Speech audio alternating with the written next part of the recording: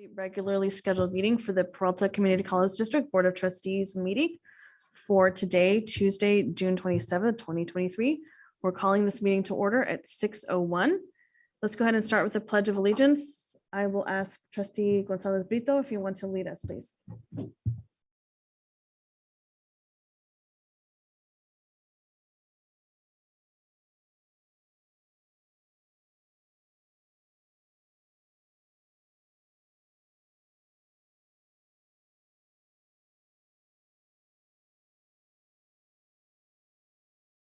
Thank you. We'll go ahead and move to roll call.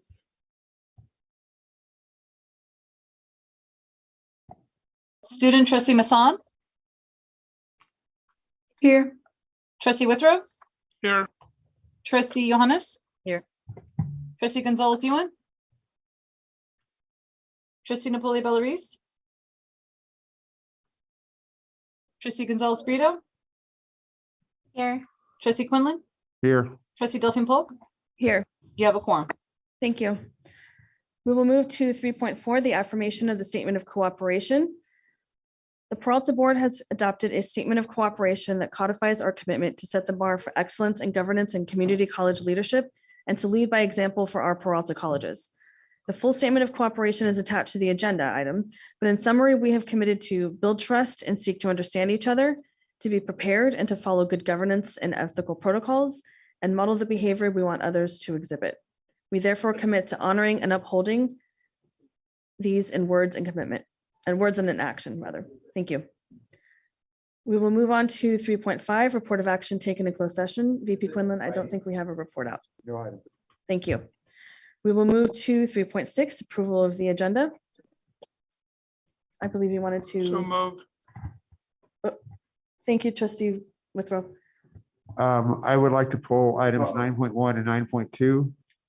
Trustee Withrow? You made That's the fine. motion? Okay, great. Thank you. Second? Second, Thank you. Discussion, roll call. Okay, let's go ahead and move to roll call. Student trustee Masson, Here. trustee Withrow, Aye. Yes. trustee Johannes. Yes. Trustee Gonzalez Ewan. Quick question on the 9.1, 9.2, those have been moved to discussion as opposed to consent? Or they've been removed from the agenda entirely? remove from consent. I see. Okay, action. yes. Thank you. My vote is yes. Thank you. I'm sorry to interject. I thought it was 5.1 and 9.2. Is it 9.1 and 9.2. 9.1 and 9.2? Great. Thank you for that. Thank you. Okay, trustee Gonzalez Ewan is yes. Trustee Napoli Bellarice. Trustee Gonzalez Brito. Yes. Trustee Quinlan. Yes, Trustee Delphine Polk. Yes, Motion passes. thank you. Let's move to 3.7, approval of the minutes. Motion, please. Thank you, trustee Withrow. Second. second, Thank you, VP Quinlan. Any discussion before we go to roll call? Okay, roll call, please. Student trustee Masson, Here. trustee Withrow, Yes. trustee Johannes, Yes. trustee Gonzalez Ewan, Yes. trustee Napoli Bellarice. I see you on here. Trustee Gonzalez Brito, Yes. trustee Quinlan, yes, trustee Delphine Polk. Yes. and Reese. Oh, Yes, yes, thank you, trustee ma'am. Reese, thank you. Motion passes. Thanks. Okay, moving to 3.8, associated student government reports. Do we have anybody online or in the audience who wants to speak?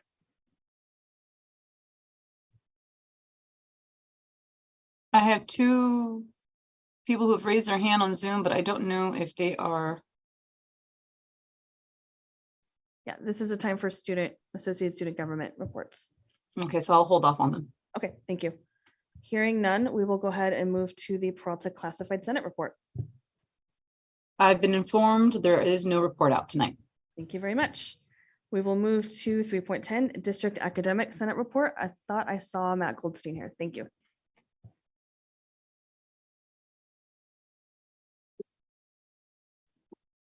Thanks, folks. I think that's live. Yes, I'm Matthew Goldstein. I am the VP of the District Academic Senate, and I'm sitting in again one last time for the president of the DAS, Donald Moore.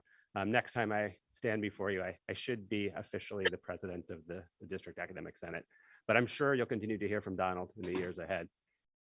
So tonight, I just wanted to acknowledge that it looks like the district is poised to go ahead with its application for affordable housing at the College of Alameda campus.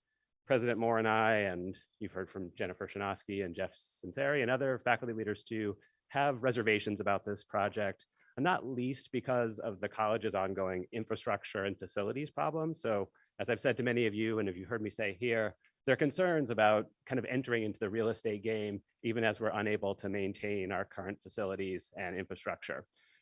Furthermore, we were presented with an austerity budget at the last meeting. So it's hard to kind of reconcile the idea that we're undertaking this big project, even as we're being told that we don't have the money to carry on as we normally do.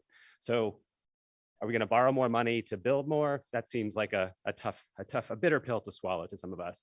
But I wanted to say clearly that faculty broadly support good, safe, affordable housing for students. That's not the issue. The concern is that historically, Peralta has struggled to meet its fundamental educational mission. So it's a little hard for some of us to process the notion that even as we continue to fight these good fights to make sure that we do fulfill our educational mission, we're going to undertake this new project that is tangentially related to our fundamental mission, but not the same thing. And with regard to the money for the project, again, we're concerned because we've seen these austerity budgets in the last couple of weeks, but also it's not clear exactly what the money is going to be or where it's going to come from. We've heard a couple of different things. On the one hand, I believe we heard that it was $23 million in ready funds at the district. On the other, we've heard that there will be no money up front. Perhaps we'll float a bond next year, but I guess I would suggest that it would be useful to get clear answers to those questions tonight when we take up that issue on the agenda later. And a modest proposal, one that I've made to several of you over the last couple of weeks. If we are going to go forward with the project, I think it would be useful to have a commitment in writing tonight that we're also going to attend to the outstanding facilities and infrastructure problems on the college campuses. I think kind of a vague assurance that we'll take care of them would not be adequate. So again, for what it's worth, the DAS would strongly advise trustees to get an ironclad assurance that we're going to address those continuing problems on the campuses, and that we get a clear timeline about when those issues will be addressed. One other important point, it's perhaps the most important point, given that I'm speaking to you tonight on behalf of the DAS, the proposal that's going to go to the state, or the application that's going to the state, did not go through the PBIM, that is the shared governance process. So one of the things that we're looking forward to at DAS is the fall summit, where we hope that the shared governance process and structure and operational concerns related to it will be addressed and fixed. It's something we've talked about for years, frankly, and the September 1st summit will be an opportunity, I hope, to finally take those issues on. So I was pleased to see after our last board meeting, the morning after, an invitation came out from our chancellor's office saying that this summit would go forward. We did have that meeting last year, and we failed at that meeting to address these really fundamental concerns of organization, structure, and procedure. So again, I go into summer and then into fall hopeful that we'll address these concerns, and that once we have that PBIM, that planning budget integration model, and the corresponding shared governance components set up, that things like this proposal that are going to the state for affordable student housing will be properly vetted and be part of this budget planning process that's part of the 10+1 and a Senate responsibility, and something that the board reminded us about last week or 2 weeks ago. So I appreciate that. Anyway, that's all to say, I feel like there's some energy behind a revamp of the PBIM coming from the board. I think that's useful energy, and I hope that we'll be able to do that in the months ahead so that we're not caught off guard in situations like this, and that we have buy-in and participation and the sorts of things that would lead to a less heartburn over a proposal such as the one that's being entertained this evening. Thanks very much for your time. I appreciate it, and I look forward to addressing you again when I formally assume my new role. Thanks. Thank you. We will now move to public communication on matters that are not on the agenda. Do we have, I believe we have a couple of speaker cards for items that are not on the agenda tonight. Yes, ma'am. I have Jennifer Shinosky, and both Matthew Goldstein and Jeff Sinceri have ceded their time to her. And we may have some people on Zoom as well. I will call them after Jennifer Shinosky. Jennifer's here in the boardroom. Hi, Go good ahead, please. evening. I don't think I've ever seen the board meeting get to public comments at such an early time. Good evening. I'm here tonight. This is my last address to the board as the president of the Peralta Federation of Teachers. And so I'm going to take a little time, and I have some things that I'd like to say. So my name is Jennifer Shinosky. I'm president of the Peralta Federation of Teachers. We are the union that represents both full and part-time faculty throughout the 4 colleges. Hi, Ron. We represent about 1,000 faculty members. We are the largest unit of employees throughout the district, and we tend to be the longest term here, the longest. I've been really confused about what to say tonight. I started and stopped writing a speech several times. And part of that is because I've been really feeling defeated working here within Peralta for the last year or so. It's a hard place to work right now. I've worked here for 16 years. I've been a full-time faculty member since I was 29, 16 years ago. I've served in several leadership positions throughout the district, and I've served as the PFT president for the last 6. I ran to be PFT president because I thought maybe I'd be able to use my energy and my knowledge and my own sort of vantage point and relationships to really bring some change to Peralta and really help the district become what I thought it could be and what I thought our students deserved it to be. I remember back to those years before I decided to run, working with our DAS president, Cleavon Smith, brainstorming ways that we could make things better. At the time, we had a chancellor who was relying too heavily on interim administrators. The chancellor was increasing the size of the administrative staff. At that point, the district was getting about 25% of our general funds. Just to note, now it's about 35%. The size of the administrative staff was increasing. We were rolling over budgets from one year to another without doing any kind of trend analysis. We were neglecting OPEB concerns. We had a vice chancellor of facilities who was more interested in awarding contracts to friends than fixing our facilities. We had a vice chancellor of finance at the time who was using parcel tax money to balance the budget in a way that got us past the 50% law by just a little bit. And we had a board that was more interested in shaking hands than going to parties than serving students and supporting our schools. So I'm an optimist at heart, and I'm a hard worker, and I'm smart, and I have relationships with people that I thought I could leverage to make it better. I thought that I could build a team and really, roll up my sleeves and get to work and really make a difference. So I dragged my babies as a single parent, 4 and 7 at the time, and I would bring them to this board meeting at night, bring them to meeting after meeting. And some of you here, there's not many left, remember that. And I dragged them to these meetings. My daughter at night used to, instead of a bedtime story, she'd say, "Can we have a meeting now?" And we would have meetings with her stuffies year after year. And I was proud to do that. And I was proud to show them how you can use your skills and your energy to try and make things better for people in your community. And together with my PFT sisters and brothers, some of whom are here, we did a lot of work. And we did a lot of good work. We worked on campaigns to make changes on the board that allowed for the removal of that chancellor and vice chancellors. We got an AP on interim appointments that provided a way for faculty and staff to give input into not just full permanent administrative positions, but interim ones too.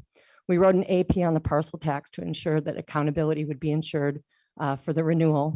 And we organized to get part-time parity for our part-time workforce, our most exploited workers. And we shifted our union from a service union to an organizing union. And along the way, a lot of people got upset. It was said that the union was too powerful. It was said that we were racist in our questioning of upper level administrators. It was said that we spread false information and we didn't know what we were talking about. It was said that your primary job, board members, was to just get along and show a good, happy face to the public. It was said that I'm the problem. And all of these things were said without an eye towards the reality of Peralta that we who work there and the students that go to school there face every day. We're back to where we were, only in some ways it's worse because now we have a lower enrollment. Those looming debts are closer to, destroying us. The board accepts stories told by one group of interim administrators who don't even live here and were not hired by the people that work here. When all these things are said without an eye towards the truth. When your board attorney tells you that interim appointments have language limiting their contract length, you just believe them, despite the fact that the language isn't in most of the contracts you've approved. Did you check? Because I did. It's not there. When the chancellor says that the 2-year limit on interim appointments didn't count during COVID, you just believe her despite the fact that there's no evidence to justify that position. Did you check? Again, I did. I did an RFI. The district never asked the state.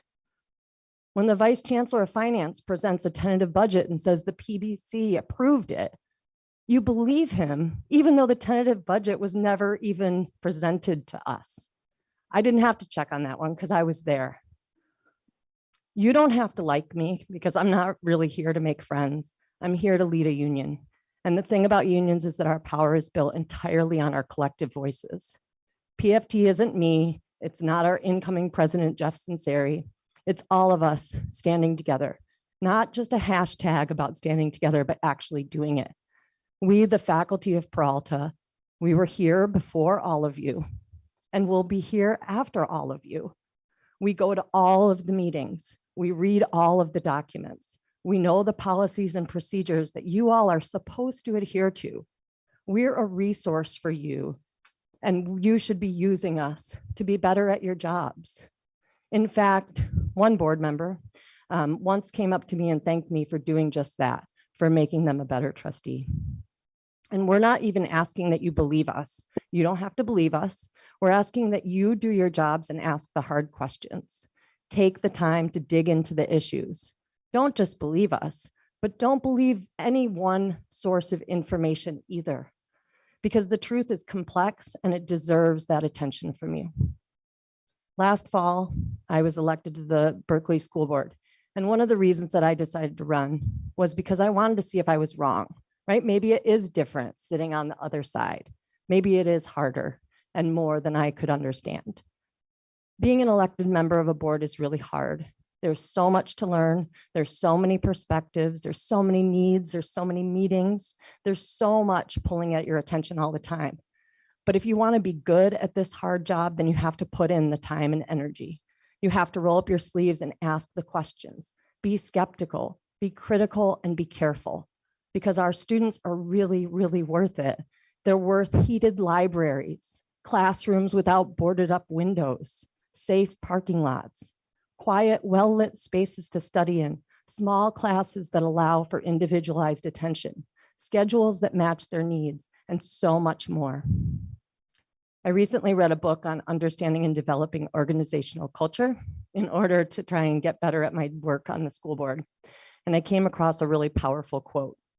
What we need is consistency of purpose, policy, and practice. Structure and strategy are not enough. The solution requires the individual and collective ability to build shared meaning, capacity, and commitment to action.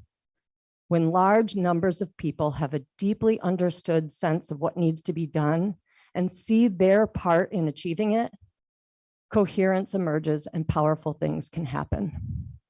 10 seconds.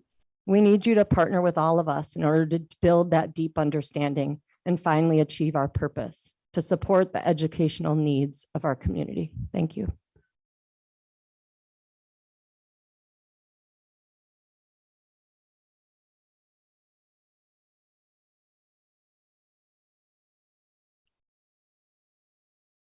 Do we have any public comment on Zoom? You can please raise your hand. That is not on the agenda. I have Sahara Nawabi. I'll allow her to talk.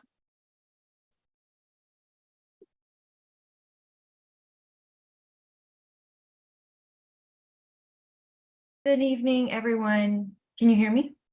Yes, ma'am. Good evening, everyone, and the Peralta Governing Board. My name is Sado Nawabi, and I'm the youth lead for the Alameda County's Youth Advisory Board, also known as YAB, where we are based in the Office of Homeless Care and Coordination, where between the ages of 18 and 24 were lived experiences of homelessness, foster care, juvenile justice system impacted, and more. Our main role is to take action and advice on funding, programming, policies, and Alameda County's youth homelessness response system.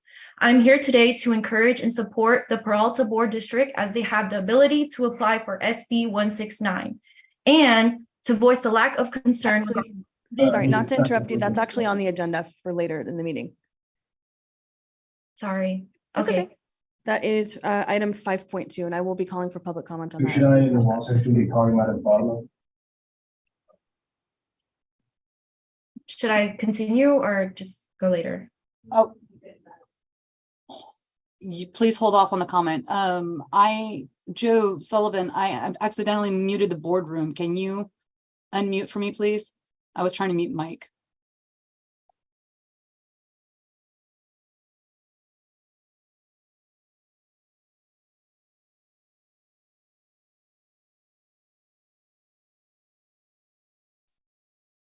Thank you. Okay, anybody else on Zoom that has a public comment they would like to make that are not related to any items on the agenda, please raise your hand. No public comment. Okay, thank you very much. We will now move to 3.12, the chancellor's reports. Chancellor?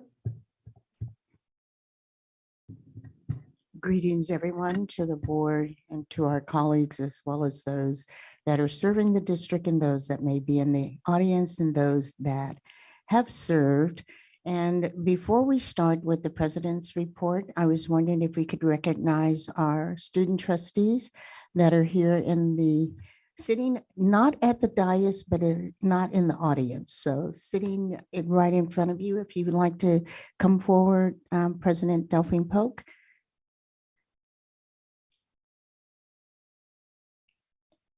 And if our two trustees would kind of be on either side of her, because we're going to recognize both. And I think we can be heard without the microphone. No, we need the mic. Okay. And I'll join you just to help.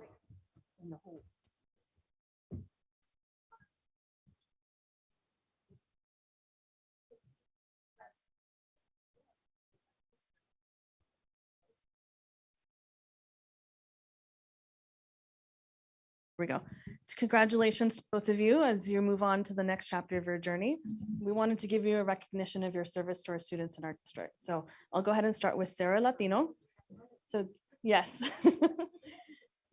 So this is a certificate of recognition awarded to Sarah Latino, who is a student trustee, for their service and dedicated leadership, continuing service to the students of this community for the academic year 2022-2023. And this is a certificate signed by myself, VP Quinlan, and the Chancellor. So thank you so much for your service.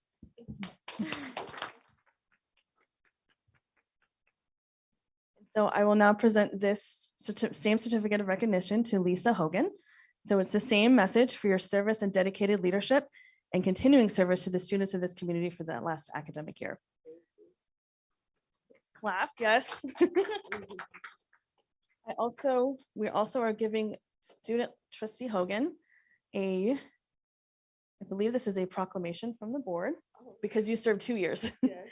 So there's a lot of whereases, but I'll start with the first one. Lisa Hogan is a third generation Oakland, California resident. In 2009, she returned to Merritt College and had the privilege of sitting on the Associated Students of Merritt College Senate and being a member of the Black Student Union. She wants to do her absolute best to promote the same philosophy for all students within her district. She wants to help ensure that every student attends a college district have the resources available to reach their full potential. And so now I'll skip to the bottom. Now it be proclaimed, there's a lot of whereases. Now it be proclaimed that the governing board of the Peralta Community College District expresses its immense gratitude to Ms. Lisa Hogan for her leadership, partnership, accomplishments, and commitment to the Peralta District. Her time as a student trustee began on the first day of July 2021 and will conclude on the 30th of June 2023. This is for you. Thank you very much, both of you, for your service. You want to say a few words, Chancellor? First of all, I want to thank Sarah and Lisa for their unstinting participation over the last 2 years when it comes to Lisa, and the last year when it comes to Sarah. Both of them are transferring, going on. And so I want to give them an opportunity because that is why we are here. We are here for our students. And sometimes that doesn't mesh with everything, but students first, and that is our mission. So I'd like Lisa first to go forward because she's been here the longest, seniority, and then we'll go with Sarah, talk about what you're doing and anything you'd like to share, because this will be here in perpetuity, and you can have your kids look at it and family members. No pressure, right? So here you go. Well, I want to start off by saying something about something that's not on the agenda. I mean, that's on the agenda. Can I do that? I'll come back. I'm just kidding. I'm just messing with you. But no, thank you for everything. I'll be finishing my degree in African American Studies at UC Riverside this December. So I have successfully gained a lot of experience from being on this board. I will take all of my knowledge and experiences with me. And thank you again for all of your encouragement and help, all of you. Thank you.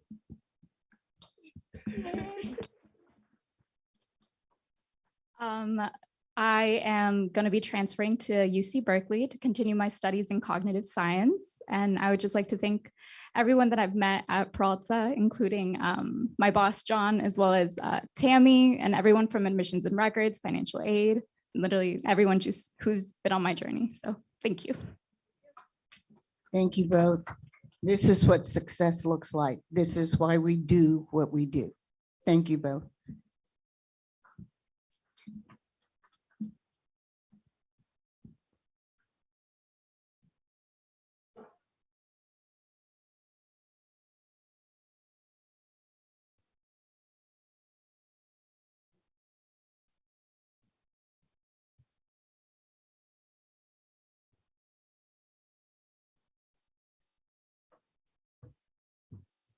All right.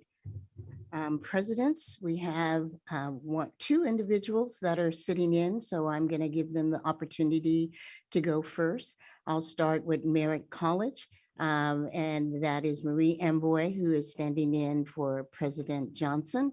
And then second in line will be Berkeley City College, acting manager in charge at Berkeley City College during this time that President Angelica Garcia is on vacation, is Cooney Hay. And then we'll do a flip-flop. We're going to do all the women first, President Besikoff, and then we'll go next to College of Alameda, and that'll be Diana Bajrami. And then last will be our sole individual standing in is President Besikoff for Laney College. So start with Marie, and then we'll go in seniority level, as a matter of fact. So you have the floor. Thank you. Good evening, Chancellor Jackson, trustees, colleagues, and community members.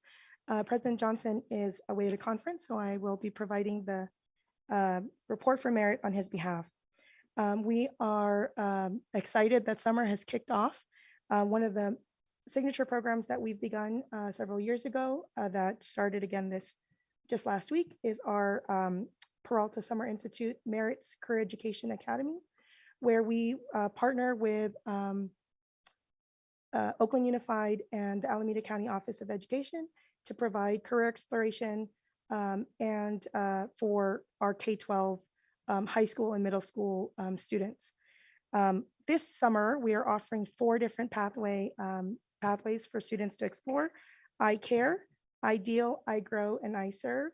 Well, they'll be able to explore administration of justice pathways, bioscience, child development, community social services, CIS, EMT, fire science, and natural history and sustainability. And this program has grown immensely over the last several years. And it's one of the strategies that we have in place as part of our enrollment plan. So for summer 2023, I know in the report, I just want to make a bit of an adjustment because it shifted from last week when it was submitted to today. We are currently still at 100%, 100.89% of our target for summer FTES, which we're thrilled about. Our productivity is at 15.55, so we feel like we're really on the right track. Of course, the summer program was one of many strategies and that we are going to continue to evaluate, explore, and scale, not just through the summer, but into the fall. So we're really encouraged by what we've seen so far. And that concludes the report for Merritt.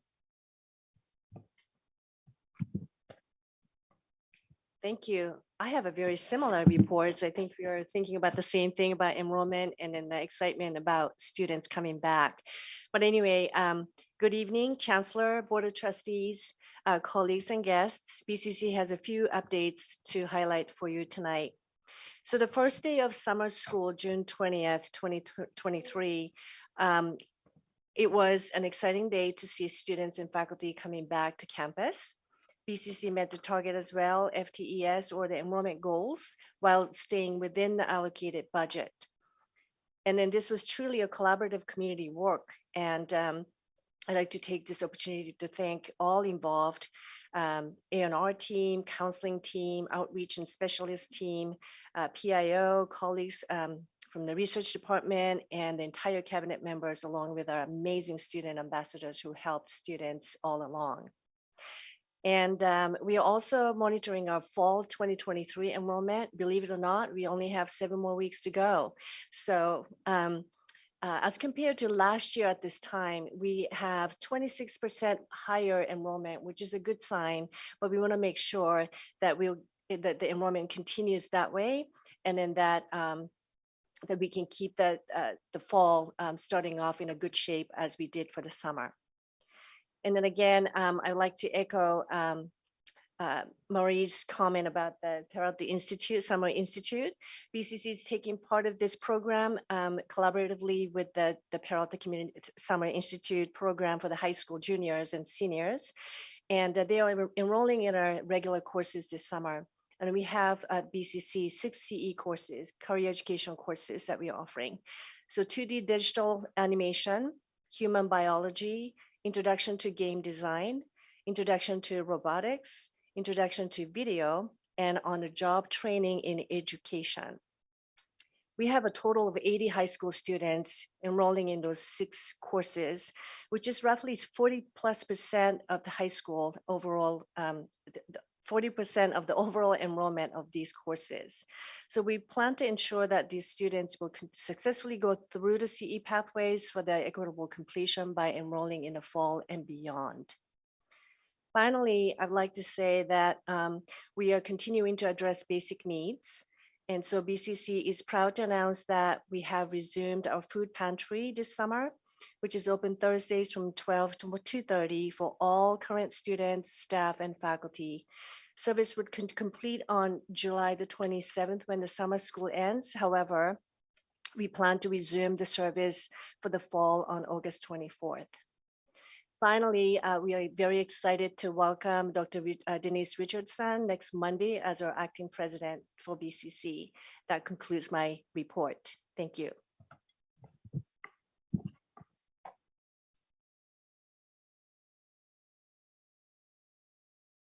Polk, trustees, Chancellor Jackson, colleagues, and members of community. I did not plan to start with enrollment, but the reports from my colleagues prompted me to think about what made this summer so special, with COA at 110% of the target in terms of FTS target and 17.24 productivity. I think that with major challenges comes some great opportunity. Strengthening the partnership with AUSD, OUSD, sitting at the table to see how we can, improve enrollment, mitigate hurdles has produced some results. At COA, for example, looking at AUSD, promoting the summer courses through marketing and advertisement, working collaboratively with Mark Johnson and the district to go ahead and send the messages out to our community using the data from EMP is producing some results. Hopefully we see the results for fall as year to year we significantly ahead of time. But today I wanted to focus, in addition to what is in front of you, is the major effort done by our community partners. Especially, I would like to praise the amazing work of Alameda Chamber of Economic Alliance to connect us with people to highlight some of our talents. The last couple of weeks, they had a women leadership at Caribou Bar and Grill. There are two amazing leaders. Chancellor Jackson talked about her philosophy of building a positive and effective work culture, talking about her experience in the Army and her experience in different leadership roles. Then the other speaker, equally impressive, was Dr. Chris. She was a COA student.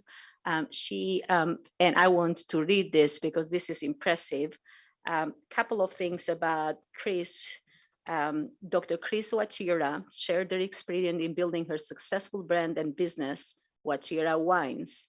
Wachira Wines is a Black-owned, woman-owned winery in Alameda County and is the culmination of her outstanding vision and efforts. She is the first Kenyan-born winemaker, distributor, importer, and exporter in California. As a young immigrant working her way through college, through community college at College of Alameda, taking classes, and she thought very highly of her English class, promoting her to get her doctorate. She fell in love with the science of winemaking and developed a deep appreciation for the sense of community built from sharing a bottle of wine with complete strangers. That was a really good event. We were hoping that we could share it, we could be there for the entire time, but we had to rush for ASTI graduation.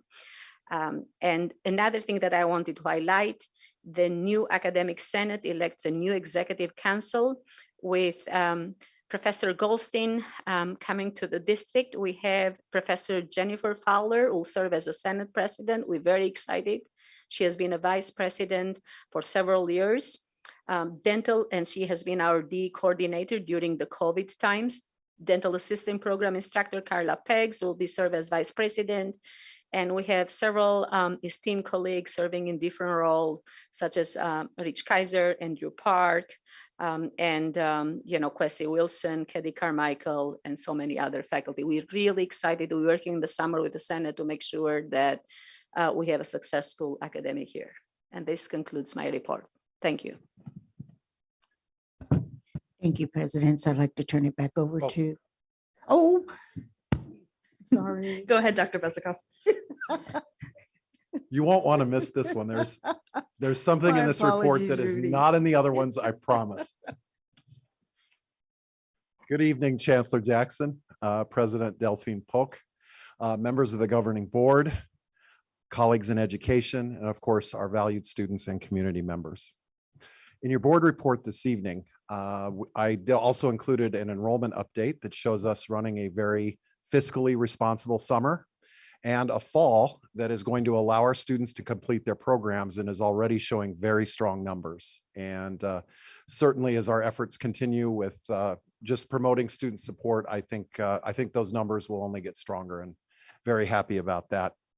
But the one thing in the report this evening that is unique is that this past month, there was an asteroid named after our Dean of Math and Science, Angel Fuentes. So just thought I'd share that, and details are in the written report this evening. This past Saturday, I had the pleasure of giving opening remarks at the API Mobilize Summer Bridge program. It's often been said that to be successful, you need to put people in a position to succeed. Summer bridge programs are often that precursor to college that shows students around a campus, around a college experience, so that when the first day comes, the shock is less. And it's always something that's great. This is an effort that has been coordinated by our APAS director, Dr. David Lee, in conjunction with OUSD school board member Amy Eng, and led by Dr. Annie Lamb. And this program has been going on now for a couple of summers at Laney, and it's great to see it 100% face-to-face this year. And it is a program that has had appearances by and support from our State Attorney General Rob Bonta, as well as State Supervisor Tony Thurman. As I said, I got to give opening remarks this past Saturday, but the students in this cohort were also treated, these high schoolers, to presentations about leadership by the Port of Oakland Director Danny Wan, as well as BART Director Latifa Simon. And really just, there was a lot of engagement, a lot of collaborative learning that was taking place. And from these, from something like this, besides getting a taste of the college experience, they cover topics that include the importance of leadership and youth in government, also leadership around the skills that include public speaking, and then also some skills around advocacy that take place. So really, this is a program that not only prepares the students of tomorrow, but in many ways, the leaders of tomorrow. Laney College is fortunate to have so many partners, and this is just one more example. And with that, I'll conclude my report this evening. Thank you. Thank you, President Besikoff. I'll now, excuse me, turn it over to President Delphine Pope. Thank you. Thank you. We will now move to our informational item 4.1, consider first reading and review of the emeritus status to retired faculty, classified staff, confidential staff, administrators, and trustees pursuant to board policies 1700. I believe Dr. McKinley, did you want to say a few words about this? Yes, thank you. Good evening, everyone. So just very quickly, this, as far as I know, this is the first time, or at least the first time in a very long time, that we've actually brought to the board recommendations by a committee for folks to have emeritus status. And there is a long list. The committee, I'm very happy to report, the committee has met a couple times and it's been very collegial and really did a good job coming forward with this. And we are recommending this slate to you. And this is the first reading. So this will come back in the next board meeting for your action. Thank you very much. Just to add to what Dr. McKinley said, this hasn't been done in an awful long time. I can't remember the last time, and no one was able to give me an exact date other than it's been a long time. This occurred because of the listening sessions that I had at the beginning with the constituency groups, and it was brought up. We tried to do this last year, and the list was so long, and there were so many people on the list. The committee had not been formed, and we gave ourselves a little bit of time to do it right so that we would catch up. And also, we planned on not having it in conjunction, which we had thought we wanted to do in conjunction with our faculty that became tenured. We tried to do a combined event. If you look at that list, that would take an enormous amount of time. So we are looking at bringing it back to the board for approval by the committee, and then having a celebration in the fall, and maybe even that first week before classes start, but maybe later on, depending on the wishes of the board. So this is the first reading. We will be bringing it back, and I believe the committee did an excellent job and a very thorough job for individuals that have been placed on for emeritus status. Thank you. Okay, thank you. We will now move to presentations and action. So we will move to 5.1, first reading of board policy proposal for small local business program. And I believe we might have some public comment on this. I want to give people an opportunity to speak if they can. Tasha, can you confirm that? Yes, ma'am. I have 1, 2, 3, 4. I have 8 public comments in person, and it looks like 3 on Zoom. For item 5.1? Oh, my apologies. That's 5.2. I have one public comment in person. And anybody that's on Zoom, if you have a public comment on 5.1, please raise your hand. Okay, I'll take public comment on 5.1. Once again, the first reading of board policy proposal for small local business program. So if you are interested in public comment, now is the time. We have Eddie Alvarez. Okay, thank you.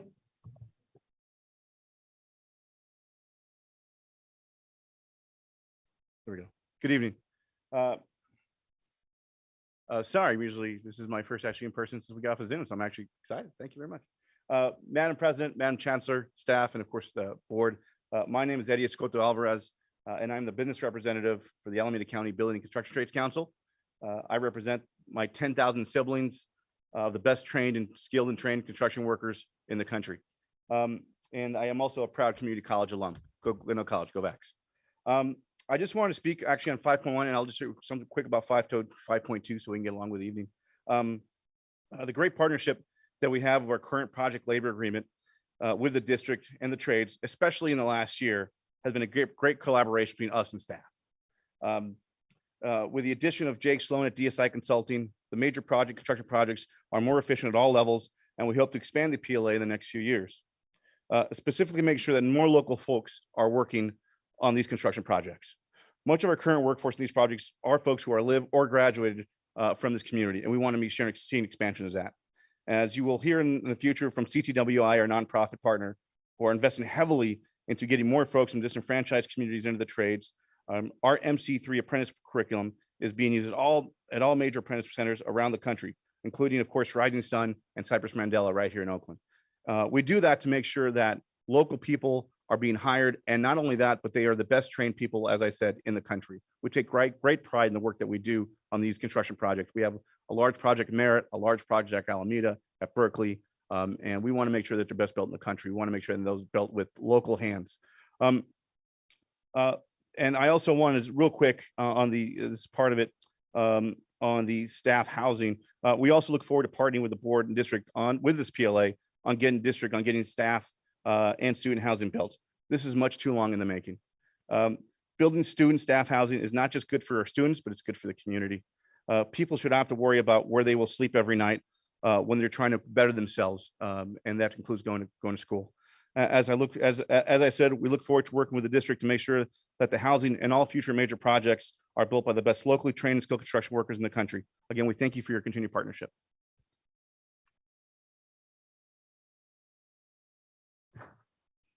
We have oh, my apologies. No problem. And do we have anybody on Zoom who wants to speak to 5.1? We do. We have 2 hands up. We've got Juan Calderon. I'll allow him to talk now. Thank you.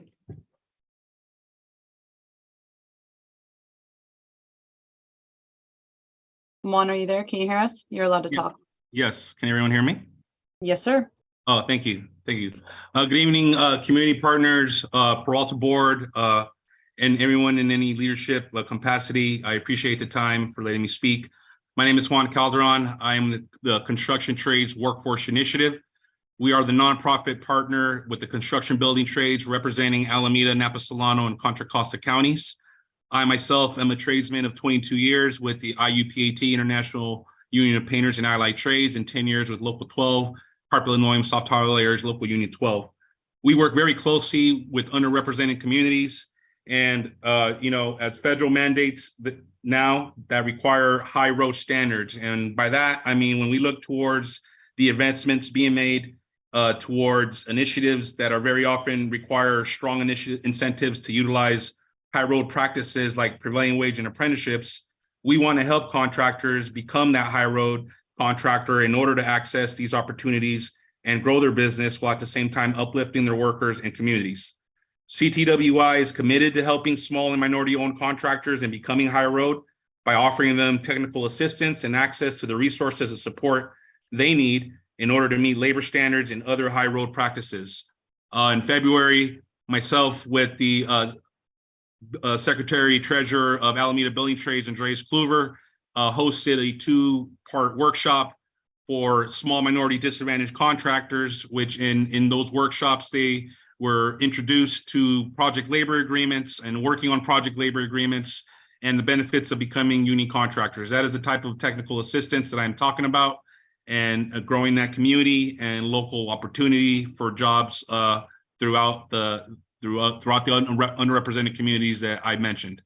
Thank you for your time. Thank you for the consideration, and I appreciate everyone, and have a good evening.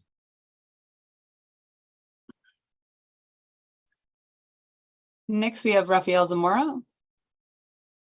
Rafael, you are ready to speak. Good evening, all. My name is Rafael Zamora. I have 2 roles. I am the chairman of the Hispanic Engineers, Builders, and Contractors of Northern California. I'm also the chairman of an electrical company here in Oakland, California. We currently have 60 employees, of which 92% are from Alameda County, and Oakland in particular, of which we have 13 that have gone to a JC, actually in particular it was Laney, and gone from electrical trainees to being full-fledged electrical journeymen. How did this happen? By programs like the SLBE that you are bringing up today. We were given an opportunity to participate in the OUSD and the City of Oakland small local business. And from there, we've been able to do projects like building high schools here in Oakland, maintaining a large role of Oakland residents, Alameda residents, and Berkeley residents as employees. This is actually also ventured in us being able to help other electrical contractors in Oakland to also step in and take an opportunity and build their own companies. So it is very critical and imperative that programs like the SLBE that you have here in front of you be considered for today, tomorrow, and in the future. The Laney president said, and I'm only paraphrasing, put people in a position to win. The SLBE program just does just that. Thank you.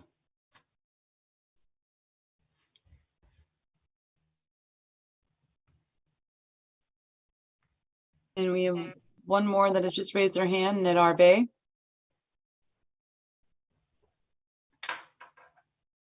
There you go. Good evening, all. My name is Nate Arbe. I'm from Oakland, California. I'm a Laney College alumnus and currently an electrical contractor here in Oakland, California. We're a small Black-owned company here in Oakland. We've done numerous projects with Oakland Unified, thanks to the SLB program.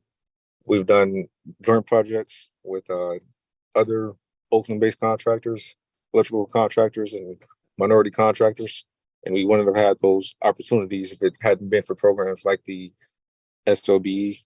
So I just wanted to just say that this is something that can really benefit the community and really give those who are from this area and have gone to these schools a chance to give back. Thank you. That is all the public comment we have for this item. Okay, thank you everyone very much. Let's go ahead and move to the presentation. Great. Good evening. Good evening, Board of Trustees, Chancellor Jackson, and colleagues and community. I'd like to introduce our SLBE group and our presentation. This is the first read, and this came to us. We're here tonight because early on in October, the board tasked us to not make this an aspiration, but to go ahead and make this a policy so that we can strengthen when we put out bids, when we look for small local participation, that we have some teeth to the policy now that we can press to have small local business participation. So I'd like to introduce our team. Shonda Scott, Bonnie James, and also Julian Gross. Now, these individuals also have a great deal of experience. Shonda comes from experience with OUSD where they had 50% participation. Bonnie James, he is an example of a successful small local business story in terms of instituting a program in the LA area. And also Julian Gross, who we work with on our PLA. So I'd like to introduce these individuals. They can give you a little bit more information and give you our presentation for this evening.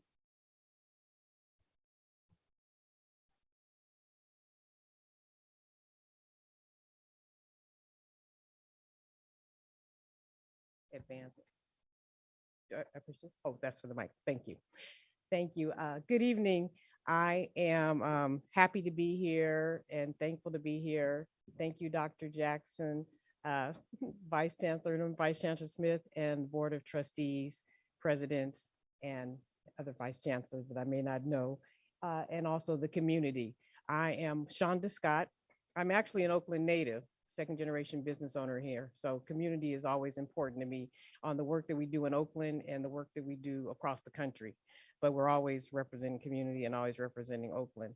I am a CEO and founder of 360 Total Concept. We are a small local business management consulting firm based in Oakland. I'm also a small business advisor to the White House.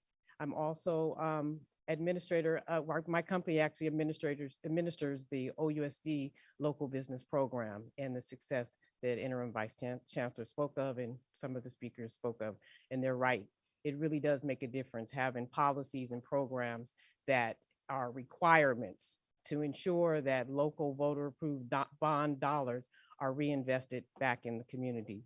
It really matters. So what you're going to be presented today can have a huge impact on our local community. We also do work and advise BART's Office of Civil Rights on best practices in implementation of strategies of small business programs.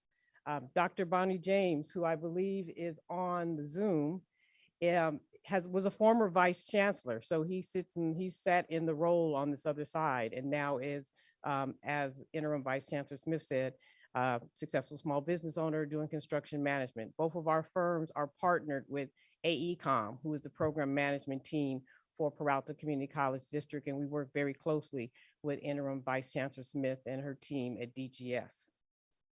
I can't see the screen, so if there's a slide going, you can change it. If not, I'll just keep on talking. Okay, next slide, that slide. So that slide, this slide is good.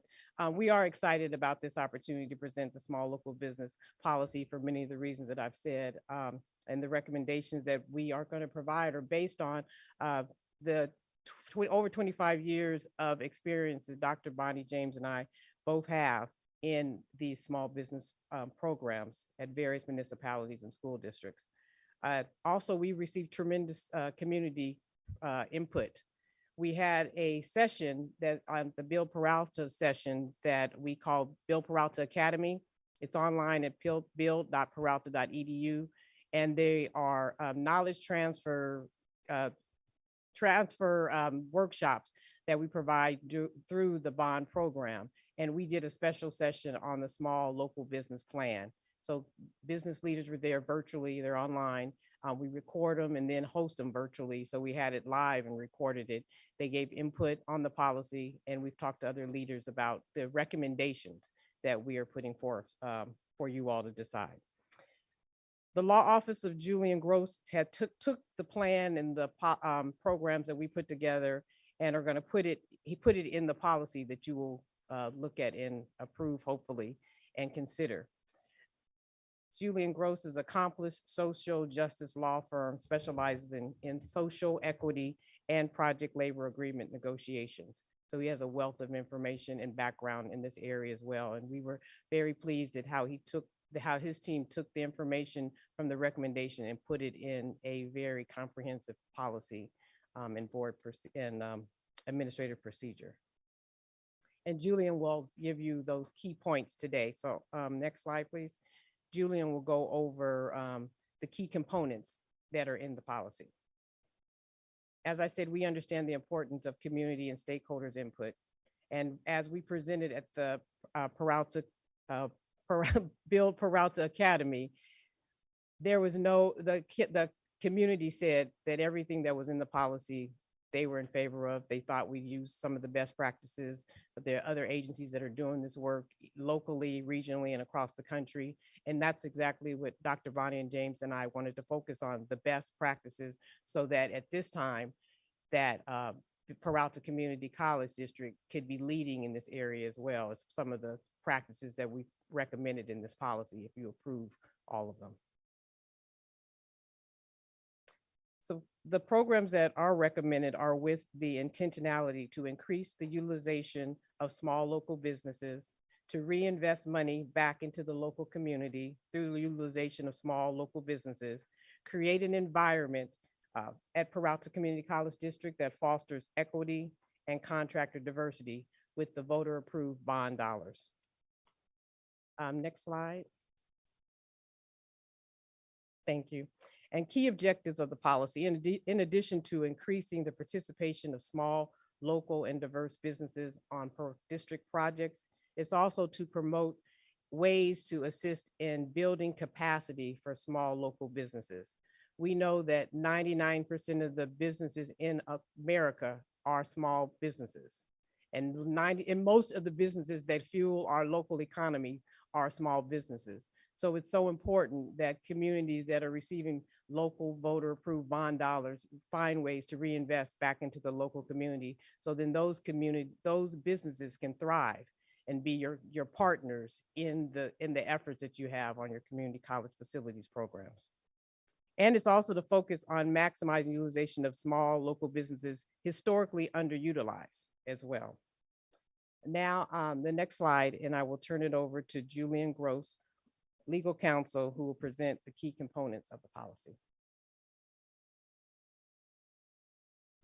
Thank you very much, Ms. Scott. Again, I'm Julian Gross, retained as outside legal counsel by the district. I've worked with the district and the DGS team for several years on issues related to the project labor agreement and equity and contracting. Just for a little more credentialing, I've worked on the legal aspects of contracting equity and anti-discrimination programs for many years, going all the way back to, dating myself, the initial litigation against Prop 209, which unfortunately we didn't win, or maybe we'd be here talking about an MBE policy today, who knows. But I'm here working with the district, and as Ms. Scott said, was tasked with the narrow but maybe important role of turning the recommendations that were generated by the consulting team and the staff and leadership that have been working on this into a board policy for your consideration and administrative procedures that with guidance and policy direction from the board, some version of which the chancellor would issue to tee up staff and the district's team in bond-funded construction to advance this program. So I'm just going to do a couple quick slides about what is actually in the items in front of you.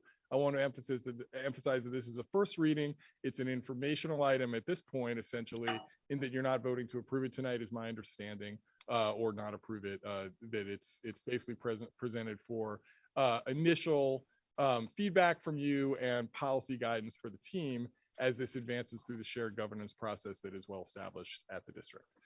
So I'm here to explain what is actually in the policy. When it comes to the rationale for items, I'll mostly be turning it back over to the 360 team, who's very expert in this type of policy. But for details and also points of any legal issues that come up, I can speak to some of that. But I should emphasize also that it is an early aspect or iteration of this prior to getting policy guidance from the board. Legal review is still in process. The district has bond counsel. It also has procurement counsel. They're looking at this as well. And over the course of the shared governance process, if you go forward with this policy development, all of that will be hashed out. And then there's also room in the policy during implementation for tinkering that's context specific for legal reasons or programmatic reasons. Okay. There's a small but crucial part of the policy that pertains to the actual award of contracts as opposed to supportive services, which you're going to hear a lot more about.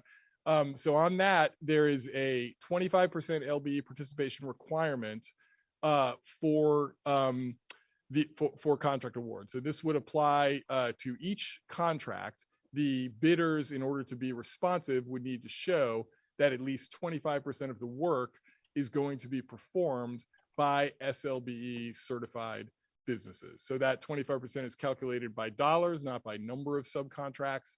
So it's, that's a much better, more substantive a perspective on which to view a percentage like that. I should note that and I really want to emphasize for you, the district does have a policy right now, an SLBE policy that's on the website. It pertains to DGS's contracting programs. And it's being developed and is being implemented administratively. So part of why we're here tonight is to formalize and enhance that policy. And one of the key enhancements is turning that participation goal with sort of classic good faith efforts approach into a requirement. So you might say, well, what if that requirement doesn't fit for different contracts?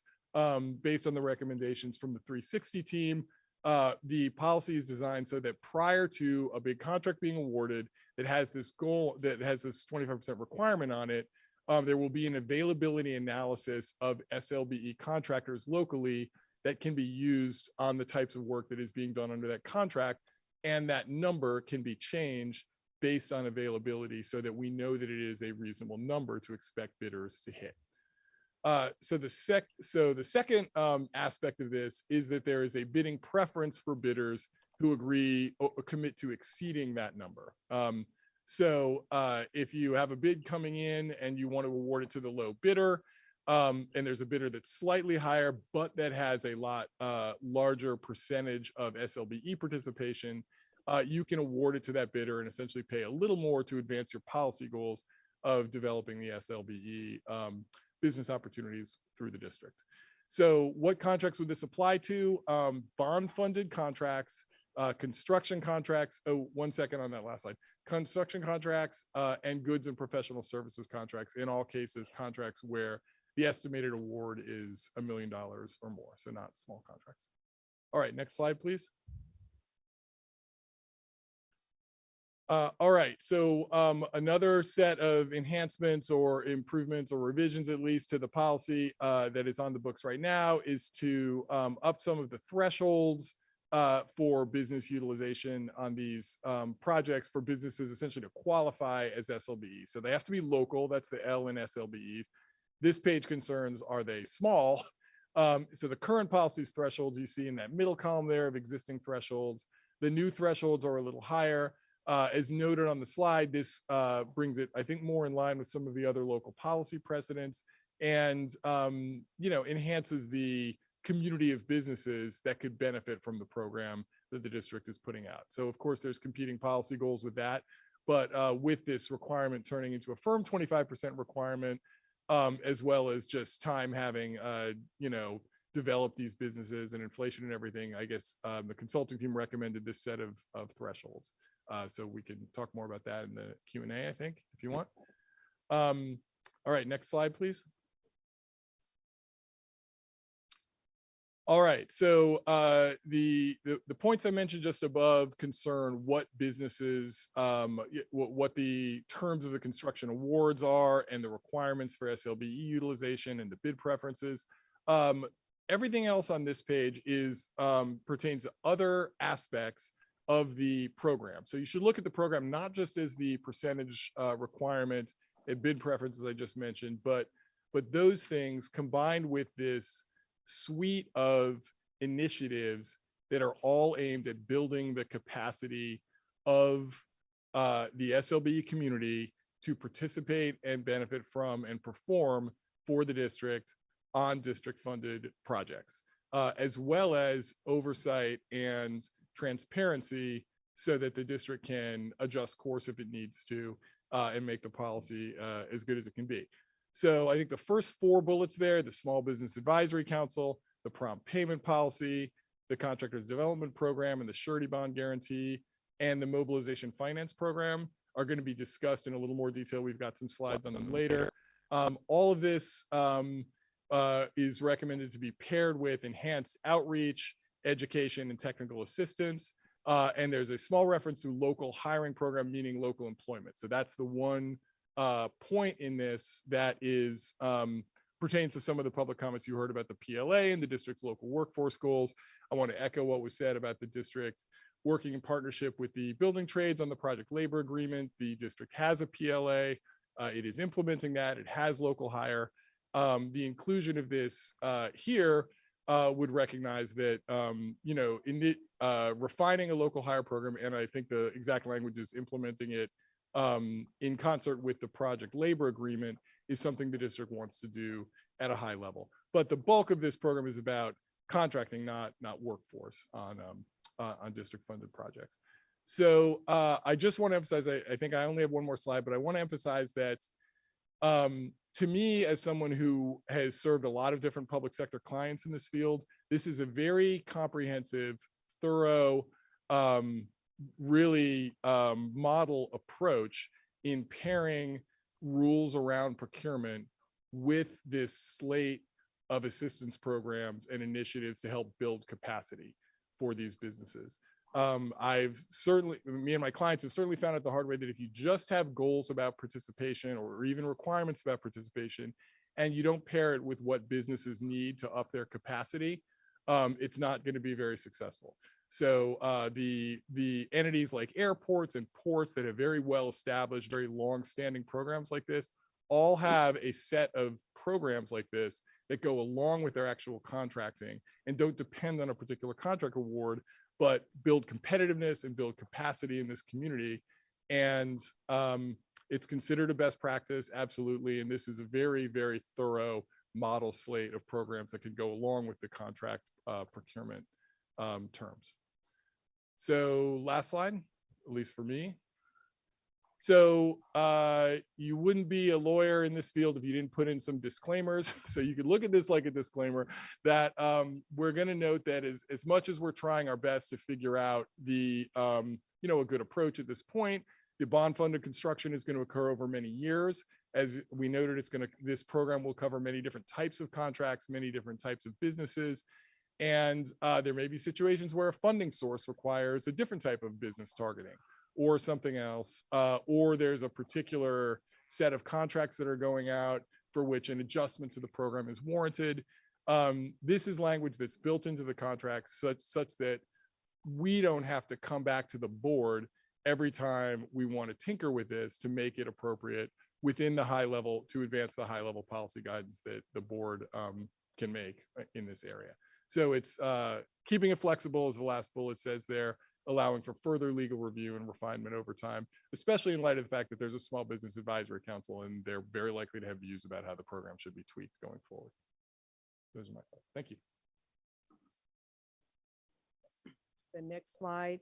But before we go to the next slide, I just want to also add that these programs are only as successful as the sentiment and leadership that pushes it from the board level to the chancellor, to the staff implementing it. So I just want to commend the board for giving this to the chancellor, and then the chancellor stepping up and saying, yes, we can do this. And then interim Vice Chancellor Smith saying, yeah, how do we make this happen? And we wanted to have some teeth in it because we definitely need to have the support of the small business community, and we need to be recycling this money back into the local economy, because all facilities program know that you're going to have to go again and again to the community and to the voters in down times. It's the best thing because your programs are fueling the economy when there's inflation and there's not a lot of other work going on. But at the same time, voters' homes may be underwater and they may be dealing with inflation, but they still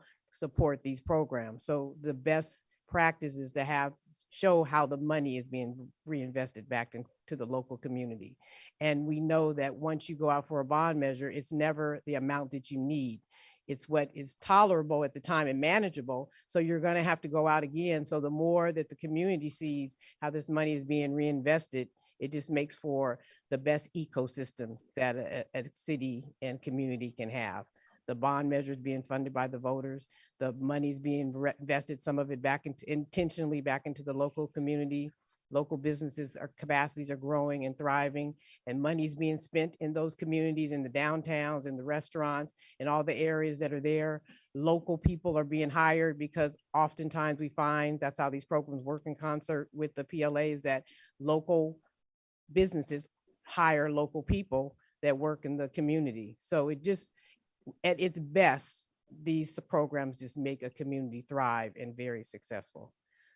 The next slide, am I going to be, is Dr. James able to chime in, or, okay, if he is, I'm going to pass the next slide over. Prompt payment, the one right before this slide, I think, is the next one prompt payment, or the next one is, that's the one. okay, was the last slide before Small Business the Advisory Small Business Council? Is that the slide before this prompt payment? Because that's Number the slide number 9, slide number 9. right. Okay, there we are. So Dr. James, I can hear you. So I'll pass it to you and chime in if you need me. I'll be here at the dais, at the mic. Thank you, Shonda. Madam President, members of the board, Chancellor Jackson, thank you very much for allowing us the opportunity to present this program and the plan itself, of course, and all the policies associated with it. I'll be talking, my name is Bonnie James. I am President and CEO of BRJ and Associates. BRJ is a small company, small business, and I've devoted my last 15, 20 years to small businesses and the concepts of what makes them successful. The Advisory Council is a concept that we put together with regard to subject matter experts. I serve on 2 Advisory Council currently, and we are constantly working to get information out regarding the programs within those districts, and also trying to inform the public that there are ways of sustaining the capacity of small businesses, but they must be conceptually understanding, and they must be really thought through carefully. And I think this program is one that is thought through carefully, and hopefully will convince everyone that it will do the job that we're suggesting that it will do. The dissemination of information is one of the objectives of the Small Council. Information having to do with, of course, the program and of small businesses. The organization will be comprised of roughly 12, 13 members, one of which is going to be a liaison from the district, an employee of the district, to the committee, or to the council in this case, and also the monitoring the program, the implementation of the program, so that they will adhere to the board adopted policy and the administrative procedure.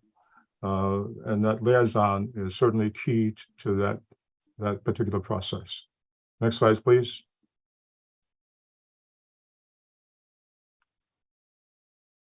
One of the issues that small businesses are facing, and have faced for many, many years, and that is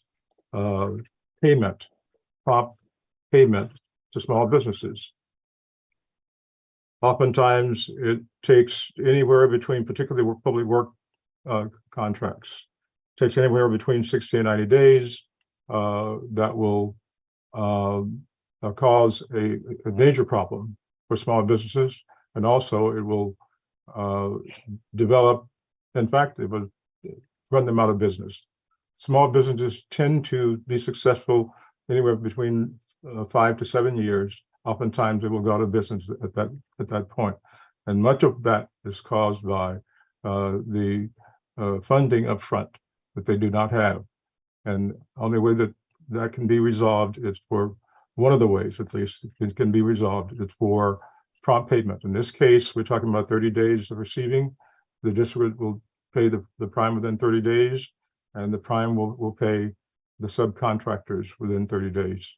And even if the primes are not paid by the district in that period of time, the primes must pay. Under this program, they must pay the subs. There is of course, a penalty interest associated with this, the failure to comply with the policy. And this should certainly improve the payment and upfront funding for capacity for small business. Next slide, please. Next slide. Thank you. Security bonding, or in this case, I think we skipped one here. Can we go back one slide? Mobilization funding.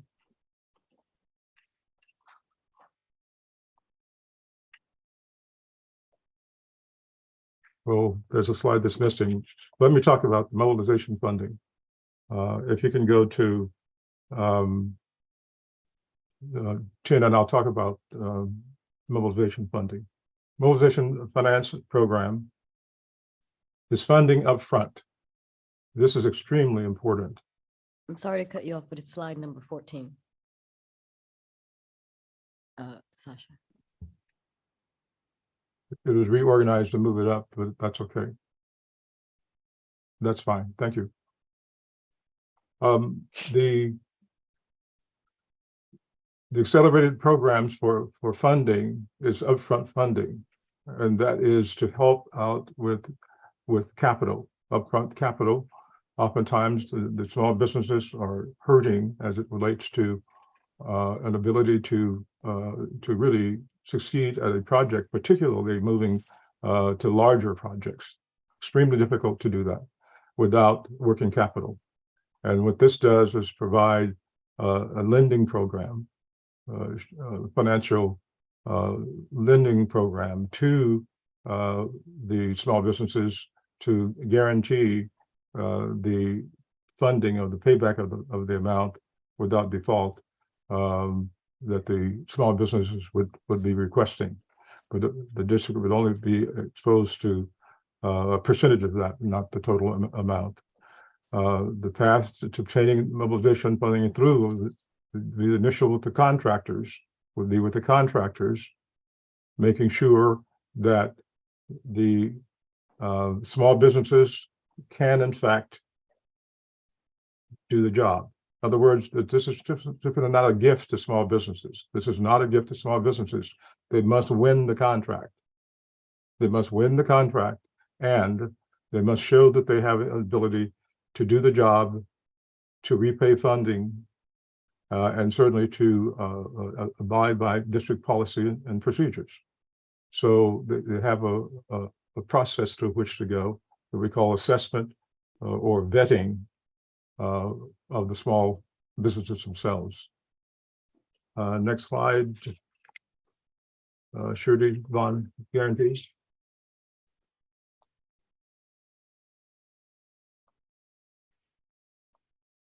It will go back up to the. We go back up to surety 12, bond. right. That's the one, yes. The surety bonds are extremely difficult for small businesses, and public policy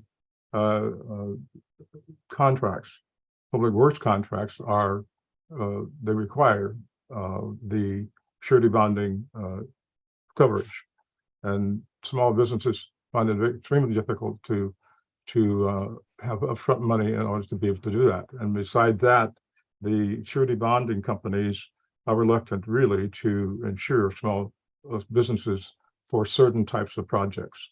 and particularly the larger projects. And so what we're suggesting here is that the surety guarantee bond program would provide a district-backed guarantee for that loan, a portion of it, a portion of the loan, but there will be a third-party administrator to make sure that the small businesses are repaying the loan.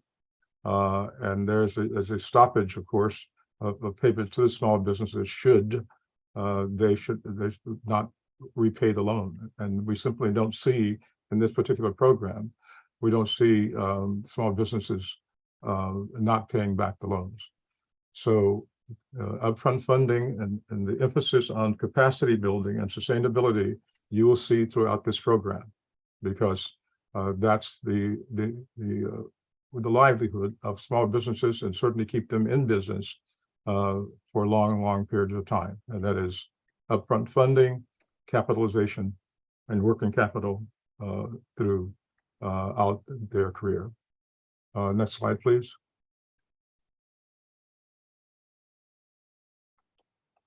Owner control insurance program. This is a program which the district would cover the program, that is, insure the program. And the businesses, that is, the contractors, would remove the cost of insurance out of their proposal. The district, in this case, through this program, the statewide educational wrap-up program, is for short, it's called SOAP. So it's a nonprofit joint powers authority organization, which has a number of districts in it. Frankly, there are roughly 15, 16 community colleges that are in the program, that are active in the program, frankly. And there are more than that that's in the joint powers agreement.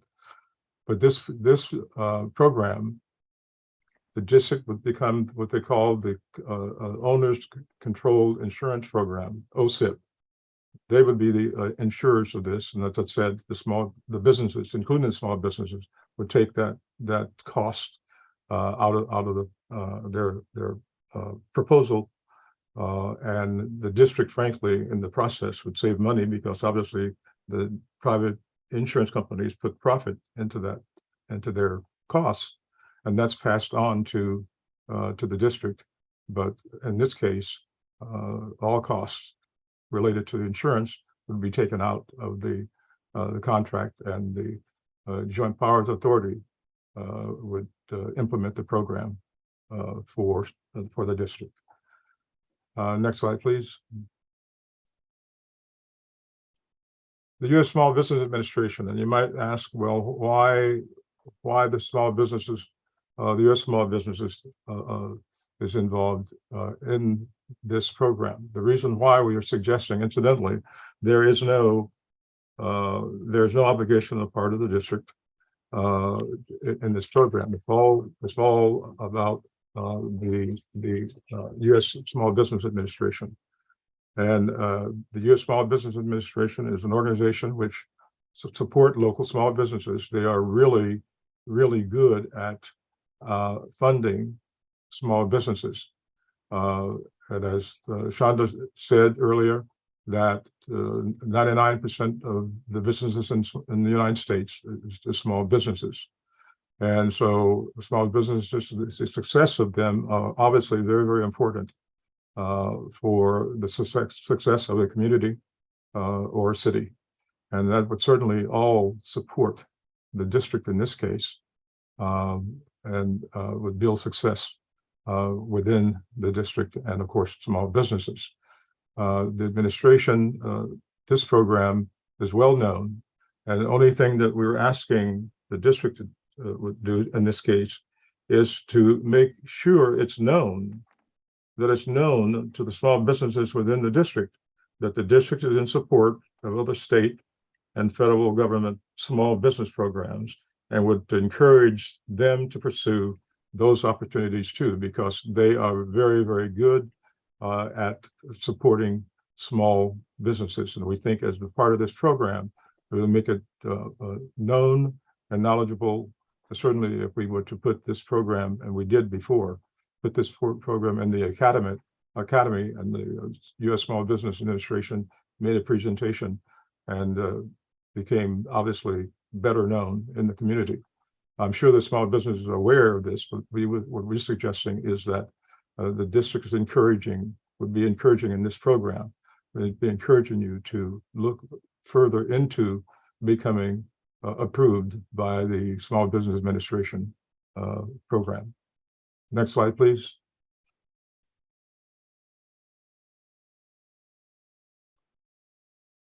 The next one. The next one, please. Yeah, it's one more after.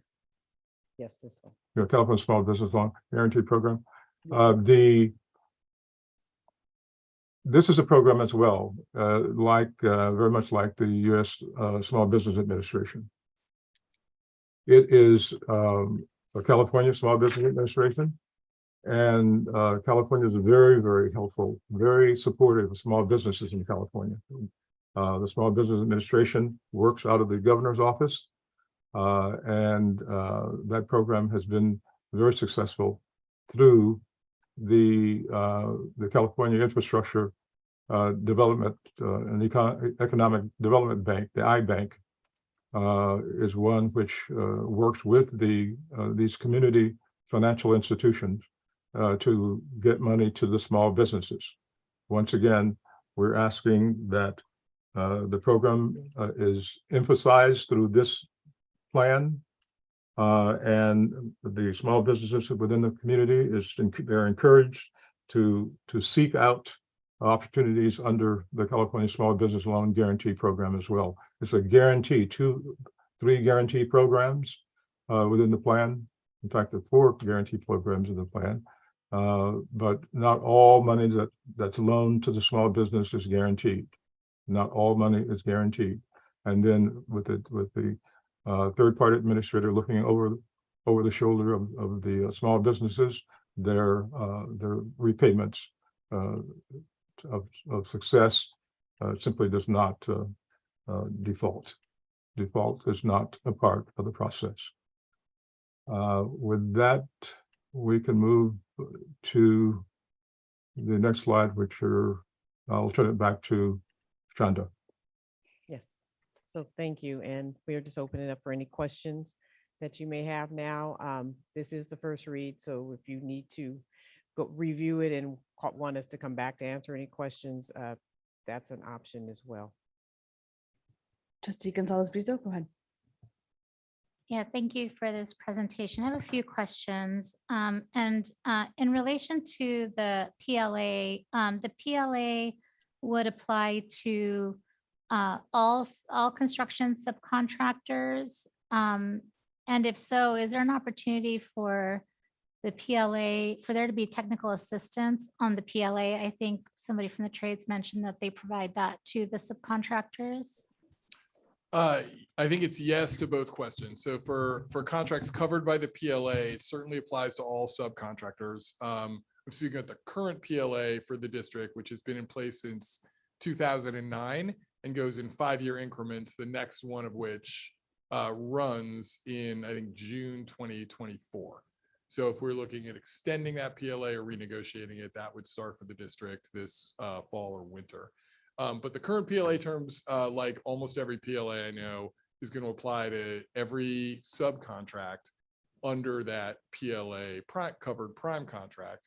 And if you're talking about technical assistance for contractors for how to work under the PLA, that's certainly, I think actually a lot of the things that are already in the SLBE program would help with that, to the extent contractors don't have experience with prevailing wage classifications, bonding and insurance. All of that is sort of aimed at moving into a higher level of public contracting. So that would all help already, but I certainly think it's a great idea for the district to work with the trades to ensure that any subs that don't have experience working on PLAs and want to be able to bid on PLA projects have assistance in that regard. Yeah, I think it would be great to add that to the technical assistance component. And then I just had a question around, I guess my last question, the surety bond guarantee. I didn't understand. So there's financing that happens, the district is not becoming a lender, right? No. Okay, That's the, the SBA. yeah. Okay. That one is SBA. Okay, sorry. And even in the mobilization, the district is partnering with lenders, and the lenders are the ones that will vet the contractors for their capacity for the line. And then the only thing that could be is if the district wanted to guarantee to give more of a better loan agreement that the lender could provide. So that's why the SBA has a great program, because the state guarantee, the United States SBA guarantees their the loan program. So it gives a more competitive loan to the small businesses for working capital, for mobilization. But it's not the district being actually the lender. It's working with a lender that would provide the funds. Yeah, so I just encourage the district to add something into the technical assistance around PLA compliance. So I'd just like to speak to that. Prior to your appointment onto this body, and in fact, even our newer trustees that were elected, we started in advance negotiating with the building trades regarding some of these items. If you notice, I believe it was John Calderon who spoke to their technical assistance division, which is, I think it's CTWI. We did not have a body in place to work with them to provide that. So this is another reason why we wanted to formalize what our process is, because it was very informal. It was kind of like, okay, let's get Laney in here, let them talk to them. But we had no like small business advisory that could help to channel and to assist and to guide, to work with the building trades. We were doing it on the backs of our regular administrators and faculty to take that initiative. So this not only shores up that gap that was there, but it also ensures that any small local business knows that the building trades has a nonprofit arm that actually works with them too. So it's built into the system, as it were. And we are still under the old PLA. So anything that we add into this would have to be in concert with what is being done with the PLA. So that's an excellent observation, is that maybe we should put that in there, but it's going to take some deliberation and probably some legal counsel to come up with the wording of how that will be, because our PLA is not up for adoption until the next. So we don't want to start negotiating to get it done, to get this policy in place. We want to get the policy in place and then negotiate on the other side once the policy has been adopted by the board. But that's built into the system, is the technical assistance is not just with the SBA, it's also with any other entities that provide that. And remember, this is not just with the building trades, although they tend to be the ones that we have, but it's also for services. So we wanted it broad enough that it wasn't just looking at building trades, but some of our other larger contracts, which was in response to a direction from the board, which is why we're back to the board first before we go through the shared governance bodies, because the board was the initiator of this. It was not a shared governance body that initiated it, like, the academic senate or. So the board told us to go and do this. So the board looks at it, tells us it looks good, components that we may want to add to that. And then we take it through the shared governance process in the fall, and then it comes back for a second read and adoption. And the reason we're trying to get it in now is so that you have time to look at it, and you don't have 2 board meetings and then you got to vote on it. You have all summer and you're off in August. So, and we won't be finished with it, I'm sure, to bring it to you for second read until September, if we're lucky. Thank you. I do have a question for Julian. This, to kind of go off what you were saying, Chancellor, this won't impact PLA negotiations in the future, correct? If we're basing this off of current PLA? If we adopt a policy like this, just out of curiosity. Well, I think it establishes the district's approach, which is not which is, the district already has an approach. It already has a policy that's being implemented administratively. So this would formalize that.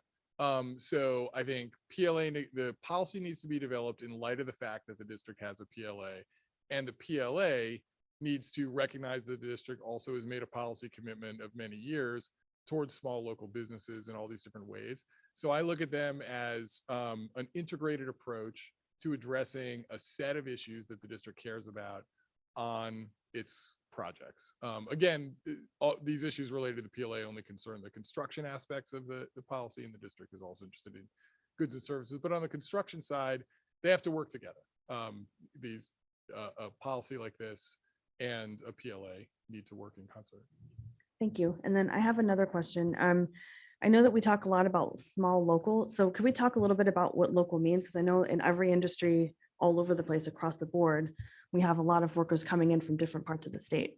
So can we let's get a quick definition of what local means in this context? So in this context, local means a small business that met the revenue requirements that were listed that are based in the Peralta district. So in your 6 cities, Alameda, Albany, Emeryville, Piedmont, Oakland, Berkeley, would count as local in that context. So anything outside of that wouldn't count as local. Thank you. Trustee Johannes? Oh, I'm sorry. Go ahead, Trustee Gonzalez. It's okay. I just wanted to address Chancellor. I think your point around a PLA, I don't think we need to renegotiate or pre-negotiate the PLA in order to document in the policy that that there will be technical assistance provided to subcontractors around the PLA, because whatever the PLA is, that technical assistance will change with it. And I do think even if it's already in the systems, that it's just good to memorialize it in policy. And so to be able to add that to the policy, I think would just make a good program stronger. Just to drill down on that point, most, or I should say a great number of public entities in Alameda County have small local business programs that are very well developed and have project labor agreements that are implemented very successfully. So there's a lot of experience in the room and in the region on how to do those things together and advance, as I say, those multiple policy goals that public entities like yourself have in construction. Right. OUSD has a PLA and the small local program, and we work often in concert with the labor, buildings and trades. Yeah. Oh, and these programs work well with buildings and trade, because the only component really on the small local side that is anything about that seems similar to the PLA is the local hire. But it's just that these programs help that support what you're asking for in the PLA, but it's not a component. The PLA is not a component of the small local program, but the program can help you in what your efforts are in the PLA in something like the local hire, because local businesses often hire local people. So but oftentimes when people hear local business and local PLA, they think of them as the same thing, but they're different objectives. I want to make sure that we leave time for trustees who are joining us via Zoom. So if we have any hands raised, Sasha, please let me know. Yes, ma'am, none so far. Thank you. Any other questions or comments on this, colleagues? Okay. Thank you. Thank you. Thank you very much. And I just want to reiterate that this is a first reading and this will be coming back to us, right? Okay. Yes, and if there's any questions between now and the fall semester starting, that's when we'll start the shared governance. But this was a policy and administrative procedure that was initiated by the board. So that's why we're starting with the board. Thank you. Okay, let's go ahead and move to 5.2, student housing feasibility planning. And I know that we had some public comment on this, so let's go ahead and proceed with that at this time. First public comment we have is Chepe.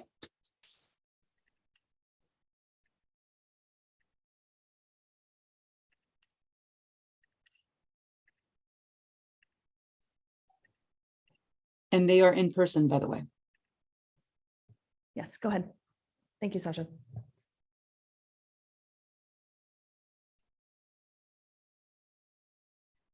Hi, my name is Chepe Lopez. I'm from the president for the Latinx meeting. This James, he's from Treasure, and the other one's from my sister. So for the housing, I put transportation. I've been hearing like a lot of students be, expensive bar and buses, and they're trying to figure out for the Clippers, right? And some of them don't have the financial aid to have that for the bar and transportation, and also their parents, they're working, or either they're working or they can for the gas. So I do truly believe that for the housing would be better for students. That way they can, go to school without worrying about transportation. The other thing about it is homeless. I did mention about the homeless last month, right? A couple weeks ago. Like I always say, like you never know if a student don't have a house, they can go to the housing.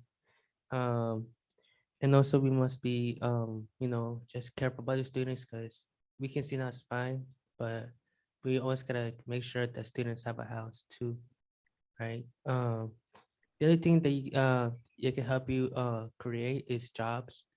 So think about around 150 persons or construction jobs you can hire. So you actually help people to do jobs. And I truly believe that this project that we're having will create good benefits for us. I'm not able to see it, but our own kids and whose kids are in the future, we're able to see that. And y'all and those kids gonna say thank you to y'all for having this plan. Thank you.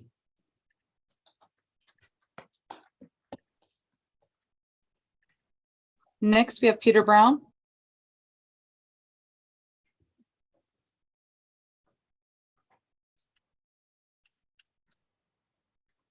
Good evening. It's a pleasure to be able to be here to speak on something that can actually happen in Peralta and can actually help people, because we all know we're facing tough times. For those who don't know me, I'm retired Laney College machine technology faculty. I taught for 12 years. Lewis was my department chair. And I was also the PFT's vocational rep for all 4 campuses for 6 years. During which time everything that Jennifer Shinosky and Matt Goldstein said, I can confirm. The problems we face and the difficulty of the problems we face in functioning. I'll give you 2 examples. One, it was in my classroom in 2015 that we discovered the extent of the homelessness problem among students at Laney College. A student came to me and said, I'm sorry, I'm going to have to drop classes. Do you know any place I can stay? This was a brilliant engineer who'd been aged out of Silicon Valley because she was 52 Black and female. She'd exhausted all of her friends' resources, and she designed a survey, an online survey, anonymous survey that showed us that 10% of our students at that time were homeless. Since then, it's gone up over 15%. As the vocational rep, I dealt frequently with very important health and safety issues, because these were all departments that had heavy equipment, high voltages, and they were having serious water leaks, in addition to the culinary facilities where someone was going to die in a freezer because the door lock was broken. Okay, so I had to triangulate to solve the culinary problems, the health and safety problems. I had to triangulate Alameda County Health and Safety, Oakland Fire Marshal, and the Cal OSHA. I had to bring all 3 of those in to get a very dysfunctional district administration to act on this. And we nailed them to the wall, and they did something. Okay, so but that's the difficulty we're in. So I'm speaking in favor of this proposal for student housing development.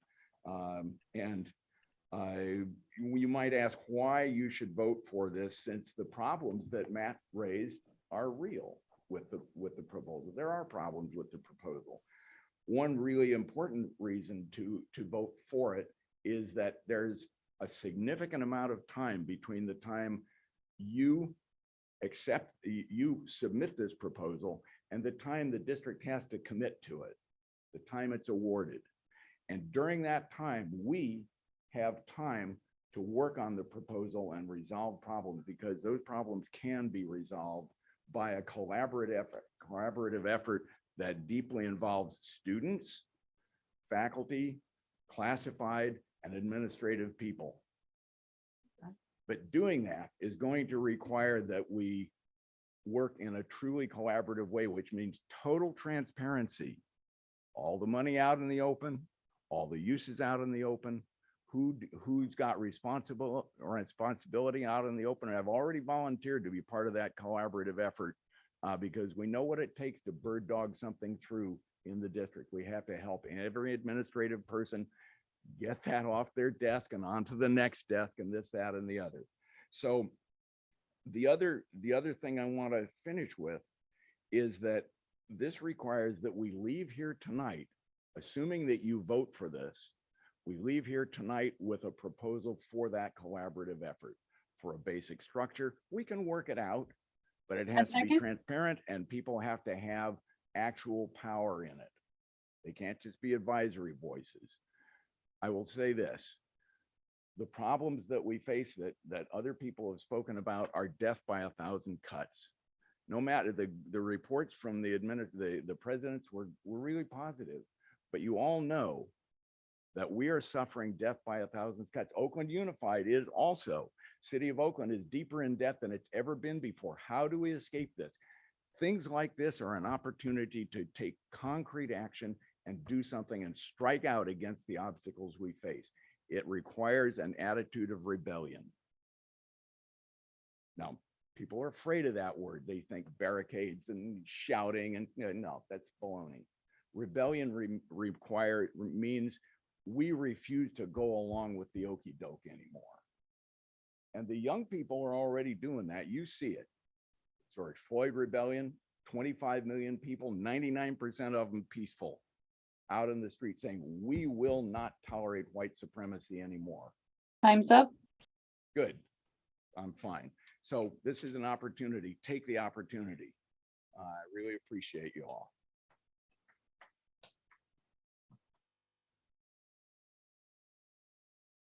Next, we have Marlene Hurd.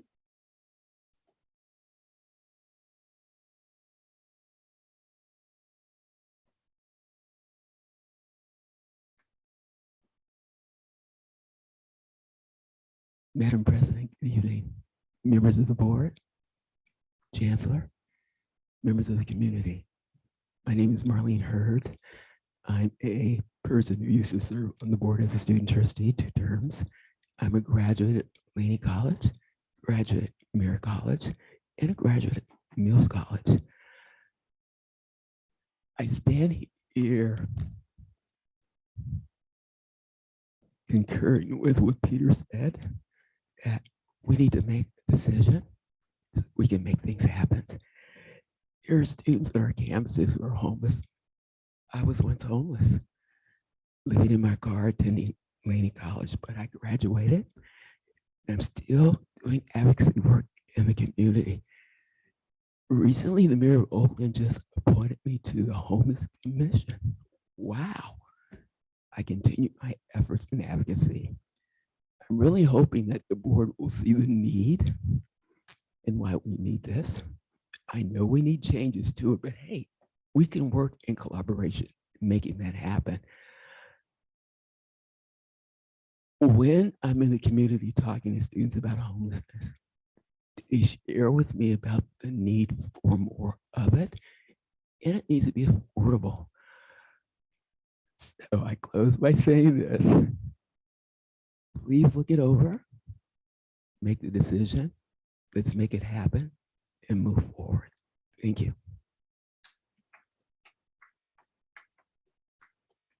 Next, we have Miracle LaWhite.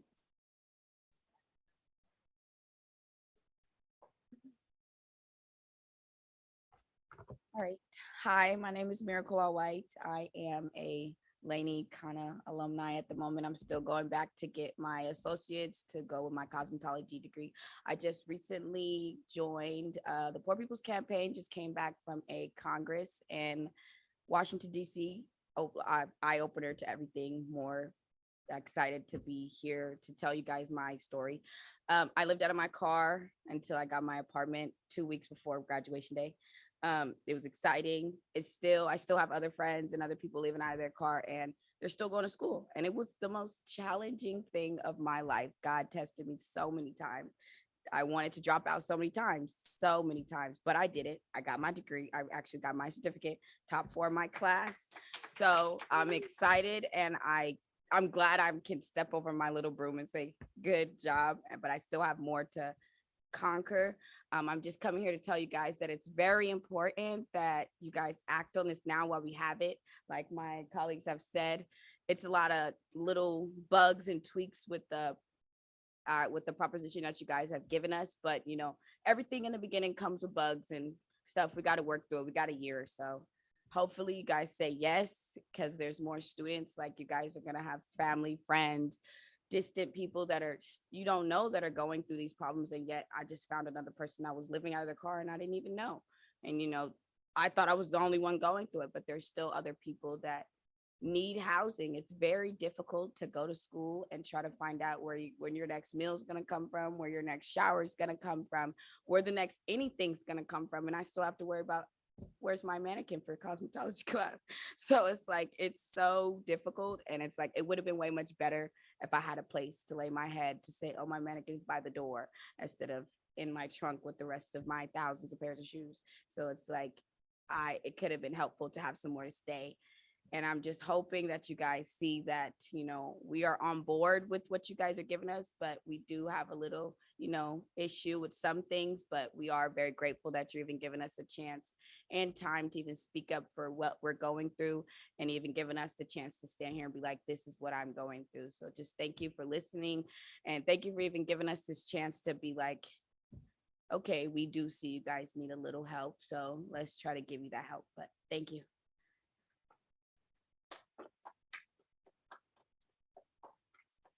Next, we have Monica Choss.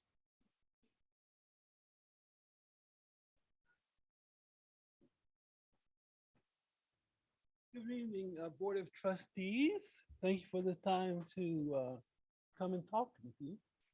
So I am Reverend Dr. Monica Cross. I'm Associate Minister of Housing and Education for the Christian Church of South of Christ in Northern California and Nevada. I'm also the chair of the Laney Teaching and Poor People's Campaign. Oh, thank you. I'm also the chair of the Laney Poor People's Campaign Teaching Committee. I'm also a Navy vet. And so you know, we go around the world, we fight for different countries, and we come back and our own people are living in poverty, in housing.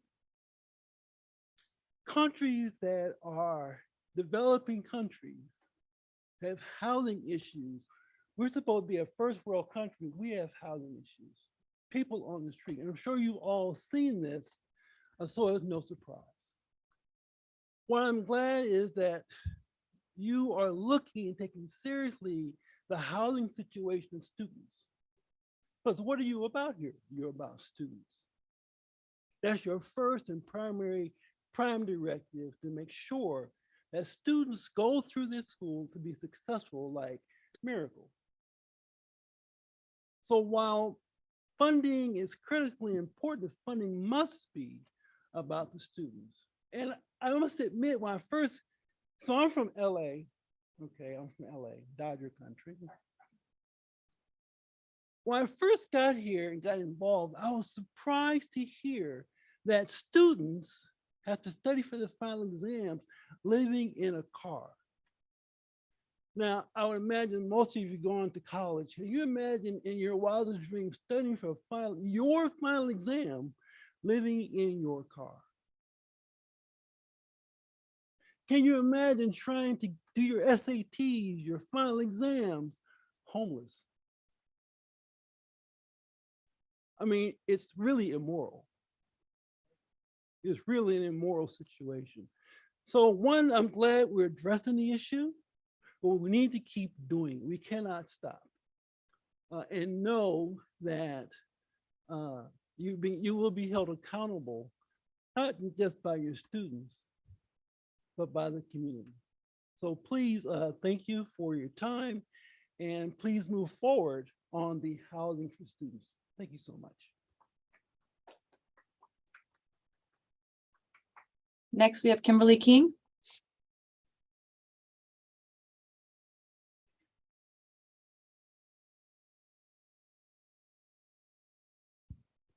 Hi, everybody. Board of Trustees, presidents, chancellor, the community, students, of course. I'm here to speak. I'm a professor in the psychology department at Laney College and also in ethnic studies. I'm also a former member of the PFT executive board, senator, etc. I'm one of the founding members of the Laney chapter of the Poor People's Campaign. And today I'm speaking in favor of the proposal that you all have the chance to submit, the higher education student housing grant. I'm speaking in support of you submitting that and keep moving forward with your efforts to try to solve this huge problem, which, like others have said, you guys didn't cause it, Peralta didn't cause it, but we do have to be part of the solution, and you have the opportunity to be part of the solution. I don't need to tell you how high rent is in the Bay Area and Oakland, and you also heard directly from students who have been unhoused and have still managed to be successful at Laney College and at other colleges. But we don't have to make it so hard for them. They're kind of the exception, people that can both live in their cars and be successful in school. So many students use the community colleges to try to help their communities and help their families. Most of them are the first in their family to go to college. And we don't want to make it so hard for them. We have the opportunity to provide low-cost housing. In the richest state, in the richest country in the world, the California state legislature has recognized the need to start working on this problem, and you all can be a part of that. They passed Senate Bill 169, and we in the Poor People's Campaign support the needs and demands of unhoused and housing insecure students to urge the district to apply for the funds. We also understand, though, that in order for this proposal to succeed, we need to bring together more stakeholders into the process. That's why we are also asking the district to please establish a community and college housing working group or advisory board, a college and community group of people from the community who know about housing and who are part of the fight. We are in Oakland, where Carol Fife is a founder of Moms for Housing and trying to fight for housing for all. We have a mayor who used to sleep in her car. She ran on housing for all and she won. There were several measures that were passed by the people of Oakland. They want housing. We need housing for all. And like I said, we do have some challenges with some aspects. We want it to be lower cost, but we believe it's workable and it's something to start. We have to start somewhere. So we just want to say that in closing, we want to propose that you do say yes to the housing bond funding, to the grant, and that you also please start a committee that includes students, community, faculty, staff, and administrators. Thank you. Next, we have Nell Mahan.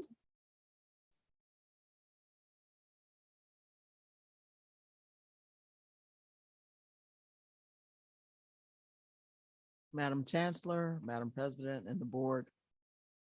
It's my honor to be here tonight. My name is Nell Mahan. I serve as one of the quad chairs of the California Poor People's Campaign, a national call for moral revival. And I'm here in strong support, representing the state campaign, supporting the Laney PPC demand that students be housed. It seems pretty straightforward to say that. And the barriers to housing for young people in particular are insurmountable, clearly. As Miracle Law White mentioned, we just returned from a Moral Congress, a Poverty Action Congress in Washington, DC, where we were there with Poor People Campaign folks from 35 other states. The campaign has as its goal to center the needs and concerns of the 140 million poor, low and no wealth people in the country. Low and no income, low and no wealth.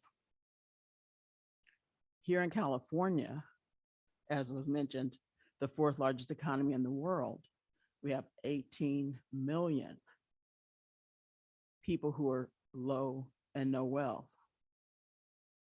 That's almost 40%, 47% of the population here in California.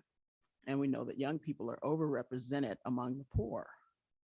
So we have young people who are facing the barriers of being asked for 2 years of rental history, a 650 credit rating, and triple the rent. Those are quite high barriers to housing that young people are experiencing. And yet we hear testimonies from young people who are determined to make it anyway.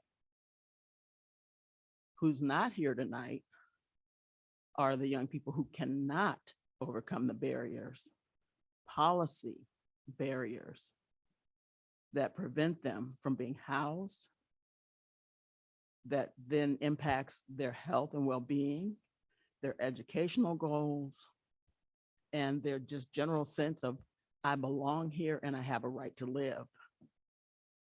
So we're calling on you to support the students, putting them at the center.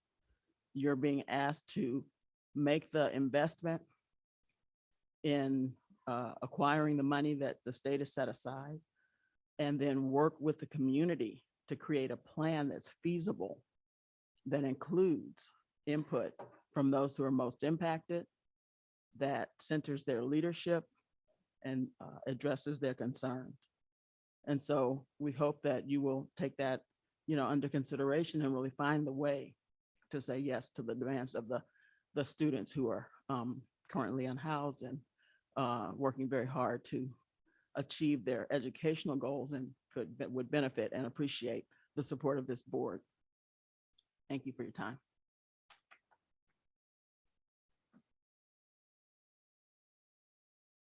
Now I'm going to go and call on the people on Zoom. First person's going to be Sahar Nawabi. Thank you. Good evening, everyone in the Peralta Governing Board. My apologies for earlier as I spoke too soon. My name is Sahar Nawabi, and I'm the youth lead for the Alameda County's Youth Advisory Board, also known as YAB. We are based in Oakland and also in the Office of Homeless Care and Coordination. We are between the ages of 18 to 24, 100% BIPOC with lived experiences of homelessness, foster care, juvenile justice system impacted, and more. Our main role is to take action and advise on funding, programming, policies, and Alameda County's youth homelessness response system. I'm here today to encourage and support the Peralta Board District as they have the ability to apply for SB 169 and to voice the lack of concern regarding the student housing proposal. It does not include any of the original demands made by students and supporters months ago. And as a youth advocate and recent community college graduate who heavily relied on programs like EOPS while experiencing housing insecurity, it was a complete roller coaster. But through my strength and resilience, I was able to hold on to my education while trying to navigate through resources. And as a prevention method, I'm asking you to please support this proposal in order to create a student housing working group composed of all the groups aforementioned and in conjunction with the Peralta District representatives. And one way the YAB can connect to this need of creation is back in December 2022, the Oakland City Council passed a resolution to create a youth homelessness task force that states and requests Peralta Community College District to join and to develop efforts to address youth homelessness. This screams the urgency of your partnership and an opportunity to house Peralta Community College students and employees who are currently struggling to find safe and affordable housing. The task force goals align with the student housing demand list, and it is crucial in making youth and young adult homelessness brief, one-time, and non-recurring. And all I'm here to do is support, educate, and collaborate to make this happen in an authentic way where we are centering the youth voice, because how can we really know what's best for another human being without speaking to those who are living through the experiences? And our mission at YAB is to ensure that this happens in our community. Last but not least, just to find more information about the YAB and the task force, please visit Homelessness Solutions, Alameda County under Youth Services to find the YAB website. And I just want to thank you for your time and consideration.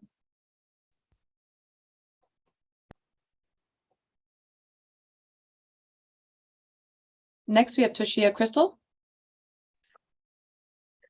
Hello, and good evening to everyone that's present on Zoom and in person. I'm happy to be here to speak today. My name is Toshia Crystal. I am an Oakland native. I'm a small business owner with a brick and mortar also in Oakland. I'm a Laney College alum. I am also a Laney College cosmetology instructor and a co-chair of our cosmetology department. In conjunction, I'm also a part of the Poor People's Campaign. Today, I would like to address the proposal that is in front of everyone as a matter of basic needs and housing as a human right. Encouraging and providing our students the means to not just survive, but to be able to thrive. If basic needs are not met, school is the last thing on our students' minds. Particularly, our cosmetology students represent a large number of the population facing disparities. Our students are primarily Black and Latina women, single moms, LGBTQ and non-conforming community, and a large amount of them are homeless. I am sure there are many that do not disclose. I would like to propose that there be a student housing advisory or some form of collaborative work group that is created that consists of district board members, student staff, community members, and other local partners that can assist with this need. Also asking for transparency and for the district to look into organizations such as EBPREC. I think that this is also a great opportunity moving ahead with item 5.2 provides a great opportunity to utilize or implement items that are mentioned in item number 5.1. There are also some things I'd like to repeat that were said tonight. I like to repeat putting people in a position to win. I like to repeat we should be recycling money back into this community, reinvesting in our community.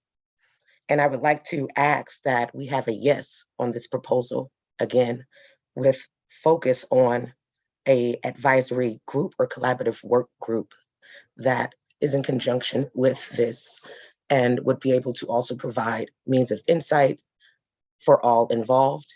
And I also would like to finish by saying, one, congratulations to Miracle, right, as I saw you through your struggles.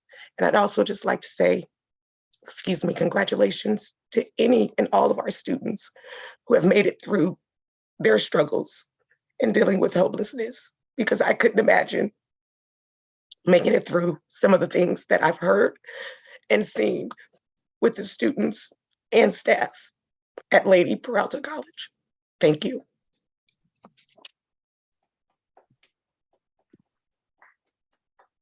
Next, we have Ray Corona.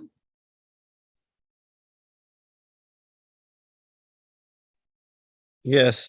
Can you hear me? Sorry. Good evening, Madam President and Madam Chancellor, the board and support. My name is Ray.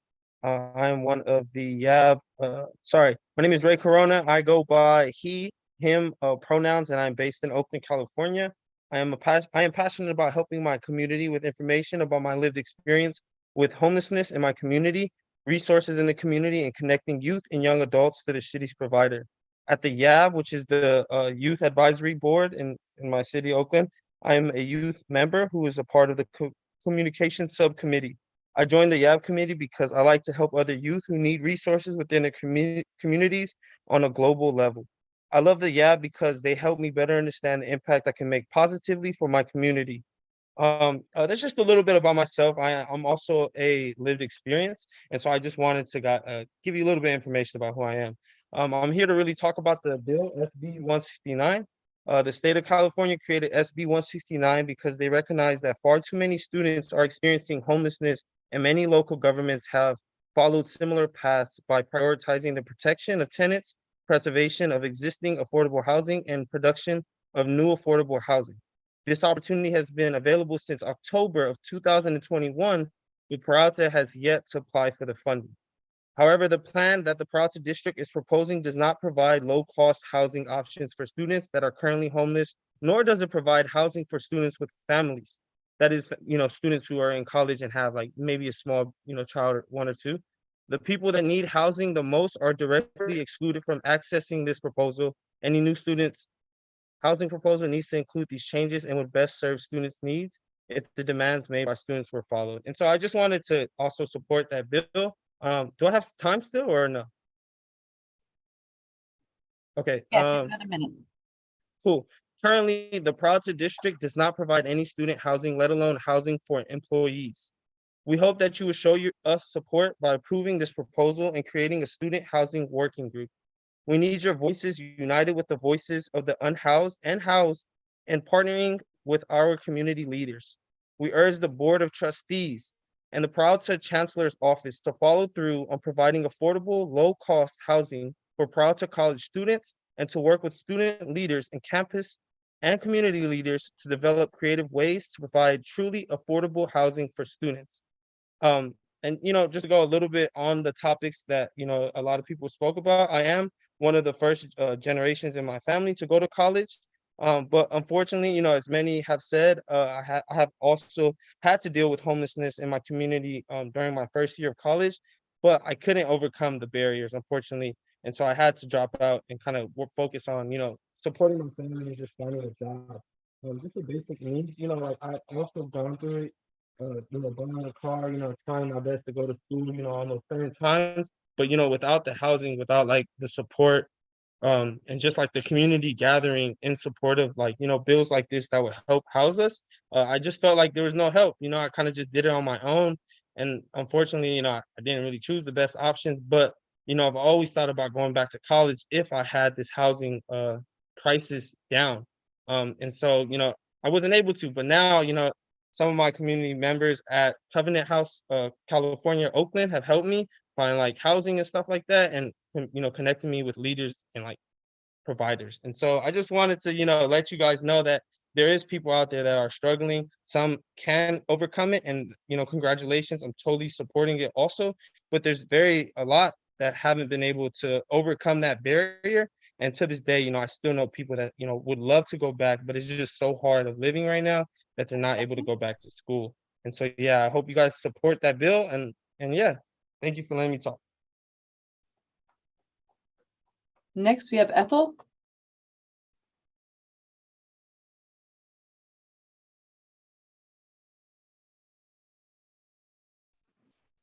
Oh, can you hear me now? I'm sorry. Yes, ma'am. First of all, let me just say I am so proud of my city and for the representation that has gone before. I'm an old lady, and I've been able to be in very many movements. And I'll tell you, you all should be, I know we all feel that something different is happening. Our city has been at the cutting edge of so much.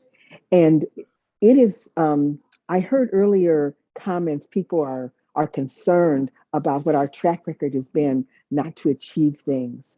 But it seems to me that the leaders that have spoken this evening, and in support of this tremendous resource, are about the business of fundamental transformational change. This is one step, but I'll tell you, it's one step that brings together many who have a vision about how do we put resources into the hands of the people who need them. It actually, it's an acknowledgement in many ways, even this proposal. No one agency, no one group, no one of us can secure this alone. It really is an admission that we can actually all move forward, but only if we figure out how do we build the kind of unity to do the things that Ray just talked about, that the younger, many of the people from our own Miracle, El Law to Nell and others, cooperation. This is an opportunity to collaborate. And I know you've heard that word a lot from us, but I think we get to demonstrate new models, and we get to demonstrate that this is not about how do we take money from our dwindling resources, general funds, and put them into this program. No, this is about how do we build up capacity, and how can we work in this next year to strengthen them in the ways that people have spoken about. This is an opportunity to build community on a different and broader basis. We are a city that has actually helped shape the world's thinking about what is possible. This little proposal has brought together leaders from different parts of our community, and much more can be done, from organized labor to our various youth groupings to our brothers and sisters who are both dispossessed, marginalized, and without voice. But we are not helpless. We are without resources often, but we are not helpless. And so a part of this proposal is about one part of solution building. Peter kicked off this section, Instructor Peter Brown, with what are those possibilities. But we should also see this as the opportunity to build deeper, stronger collaborations to secure these questions, both for education and addressing the unhoused. Keep in mind, as has been said, our city has already demonstrated we will put our vote and our might in putting money into housing resources. We just passed measures and initiatives for tremendously funding extremely low income housing. That was our city of Oakland. This can be another step in that process. And we intend to demonstrate that the future, it is in fact up to us. Thank you for your time this evening, and support the proposal that has been put forward, and putting together a strong collaboration between community, college, students, unhoused, the people who are impacted on many different levels. Thank you for your time. Next, we have Tammy Nguyen.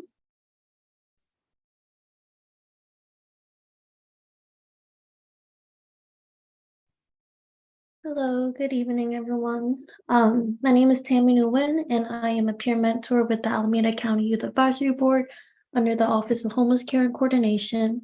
And I'm speaking out also in support of the Student Housing Feasibility Plan. So many communities and local governments have already taken the step to apply for SB 169 to prioritize the protection of student tenants and preserve current and new production of affordable housing, which we know is sparse in Alameda County and which we know students do not have equal access to. The public in Oakland and throughout California have consistently voted in favor of housing measures, so I can say without a doubt that our community is in support of PCCD taking this necessary step to ensure that the needs of the student experiencing homelessness and housing insecurity are sufficiently met. And most importantly, that their voices are heard. We hope and encourage the district to please apply for this grant to minimize the number of Peralta students experiencing homelessness, in which this number is disproportionately higher compared to the national and regional average. Serving our youth is done best in collaboration with various stakeholders, such as students, faculty, community experts, government bodies, and especially those with lived experience of homelessness. I'd also like to mention, as my coworker Sarah mentioned earlier, that last year in December of 2022, the City of Oakland formally requested collaboration with the Peralta Community College District to participate on the Homeless Youth Task Force that was created by the YAB I'm a part of and 2 other youth leadership bodies in Oakland. And this is in order to take legislative action towards preventing and ending youth homelessness. Applying for SB 169 would assist with one of our task force goals of increasing physical space for unhoused youth.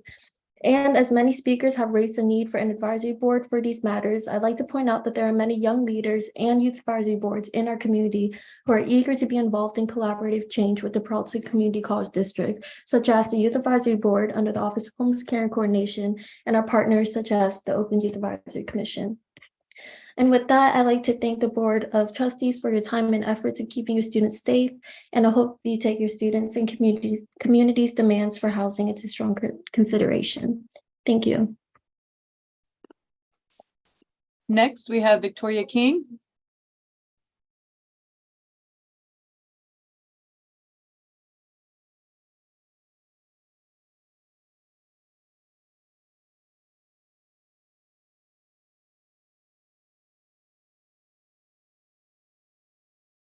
Victoria, can you hear us?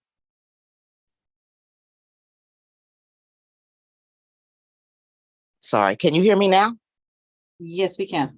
Oh, great. Okay, sorry about that. I am Victoria King. I am a member of the Laney Poor People's Campaign, and I'm also a community member. I've also worked in the Oakland Public Schools as an academic mentor, working with children that scored under the 50th percentile. Many of those children were foster children. But tonight I want to put on my parent hat. And as I listened to Miracle speak earlier and different young people speak, it's devastating to hear that there are students that don't have a place to live, that they're living out of their cars and trying to succeed at the same time. It's unconscionable.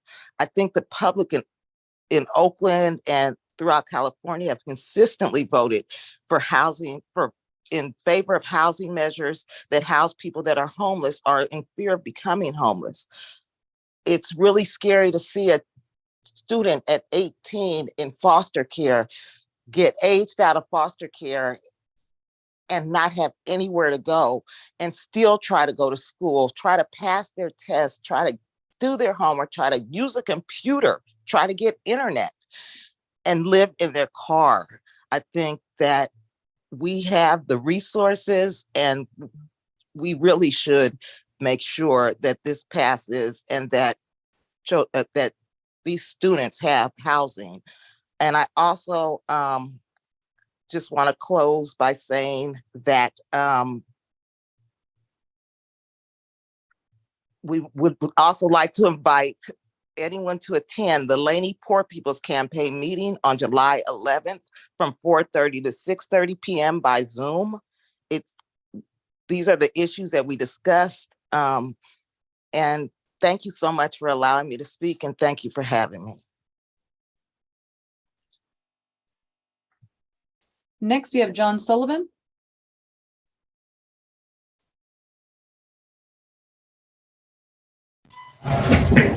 Hi, everyone. Are you able to hear?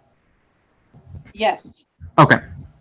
So my name is John Sullivan, and I use they, them pronouns. I'm a proud member of the Laney Poor People's Campaign, and I actually just finished serving on the Associated Students at Laney College. And in the fall, I'll be transferring to Berkeley. The entire time that I studied at Laney, I was homeless. I'm still homeless and living in my vehicle with my partner.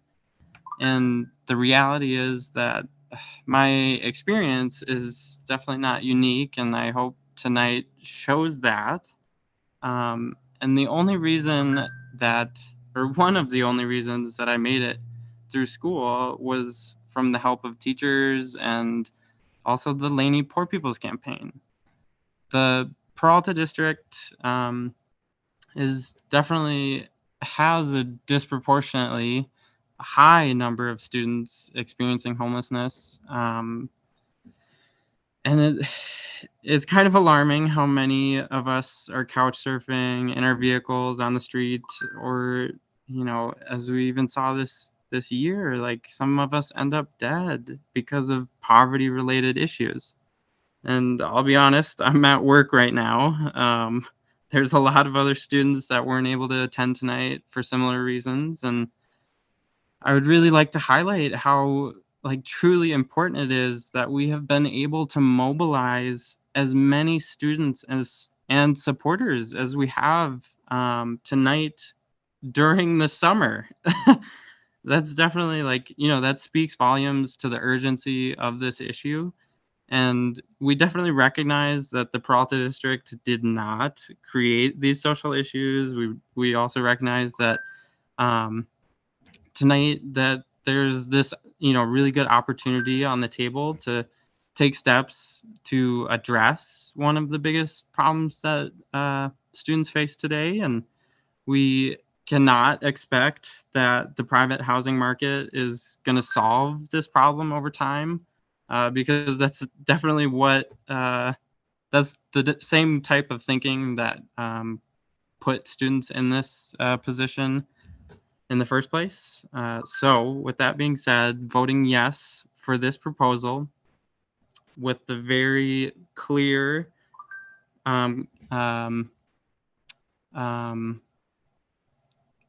support, or also in conjunction with the creation of a student housing working group or advisory council, will bring us one step closer to a future where no students die from poverty, everyone's basic needs are met, and the students we serve are able to focus more time and energy towards receiving a high quality education. We want to continue this conversation at the next Laney chapter of the Poor People's Campaign on July 11th at 4:30. If you would like to get involved, please reach out to one of the members of the Poor People Campaign. Thank you so much. Next, we have Kate Barnett.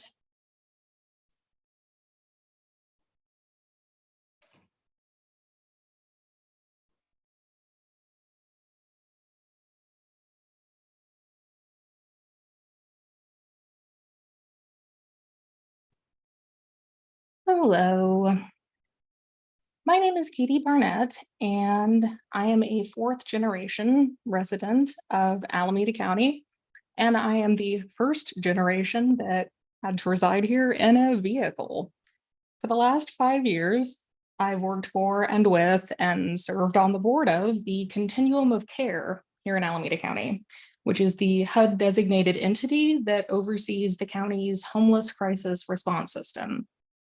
You've already met and heard from folks on the county's YAB or Youth Advisory Board. That's directly connected to the Continuum of Care.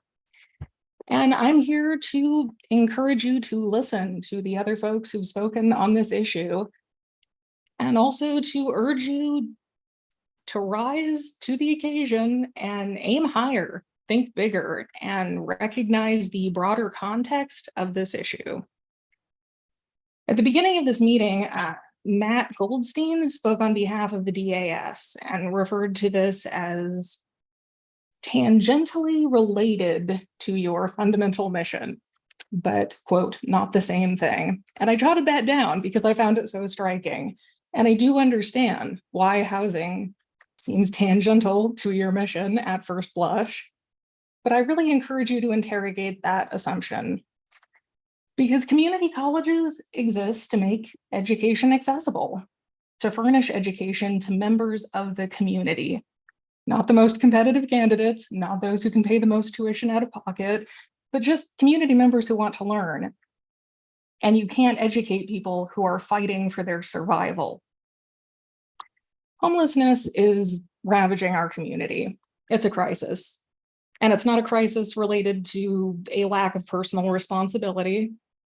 It's a crisis related to a critical lack of investment in this community's working class. Nothing is working anymore, by the way, in the homeless crisis response system. We're up against the unthinkable and unknowable, and it's time to swing for the fences. Institutions like this one that are not dedicated to housing qua housing need to step up and do your part, and you need to do it boldly. Otherwise, we're just not going to survive. The community won't survive. I mean that very literally. You won't have a target demographic in another 5 years.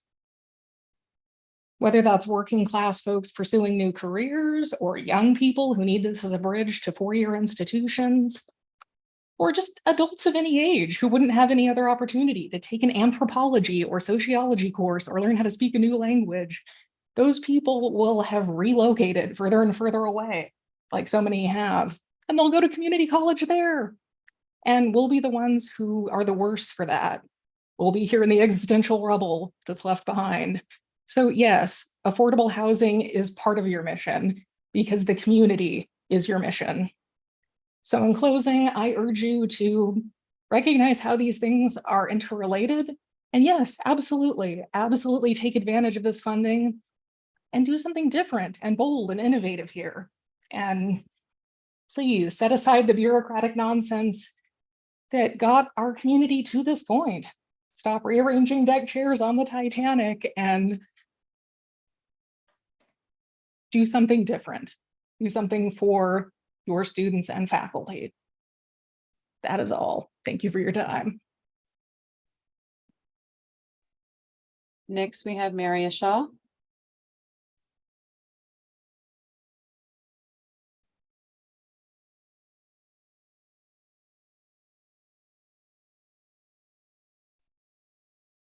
Hi, can you hear me? Yes. Okay.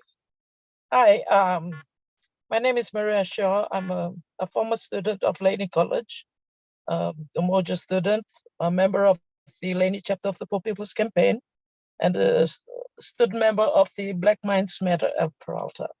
I'm joining this call in support of the housing initiative. The need to house Peralta Community College students and employees who are currently struggling to find affordable housing. This is so immense, and it's right there in our face. The public of Oakland, throughout California have consistently voted to favor housing measures and housing people that are currently homeless and prevent people from entering homelessness. The state has created this opportunity, and Peralta District has this opportunity to, the district has a high number of students experiencing homelessness and housing insecurity compared to the national and regional averages. Basic needs insecurities create undue challenges for students trying to better our lives through education. The Peralta District has an amazing opportunity. The state has provided this opportunity, and you have this amazing opportunity to apply for this grant in order to help find solutions to meet students' basic needs, and in turn will help achieve the stated mission of Peralta District, which is the PCCD is a collaborative of colleges advancing social and economic transformation for students and the community through education rooted in social justice, environment sustainability. Rooted in equity, social justice, environment sustainability, and partnership. We also understand that in order for this current proposal to succeed, we need to work together to bring in many stakeholders such as students, faculty, classified employees, administrators, government bodies, and community experts such as East Bay Permanent Real Estate Cooperative that all have knowledge in projects as important as this. We are asking you, the Board of Trustees, to support this proposal in order to create student housing for all of us. Thank you for your time. That is all the public comment we have for tonight. Okay, thank you. And thank you to everyone who submitted written opinions as well. Let's go ahead and move to the presentation. I believe we have, yes, thank you. Sure. I'd like to introduce Ann Volts, who is who's our consultant for our housing grant. And thank you so much for your work. This is the second reading for this application. And the numbers that you are going to see tonight are Peralta's best foot forward for us to be competitive, to hit what we call the sweet spot for the state. There's a certain number that we're looking at to try to meet that the state put out.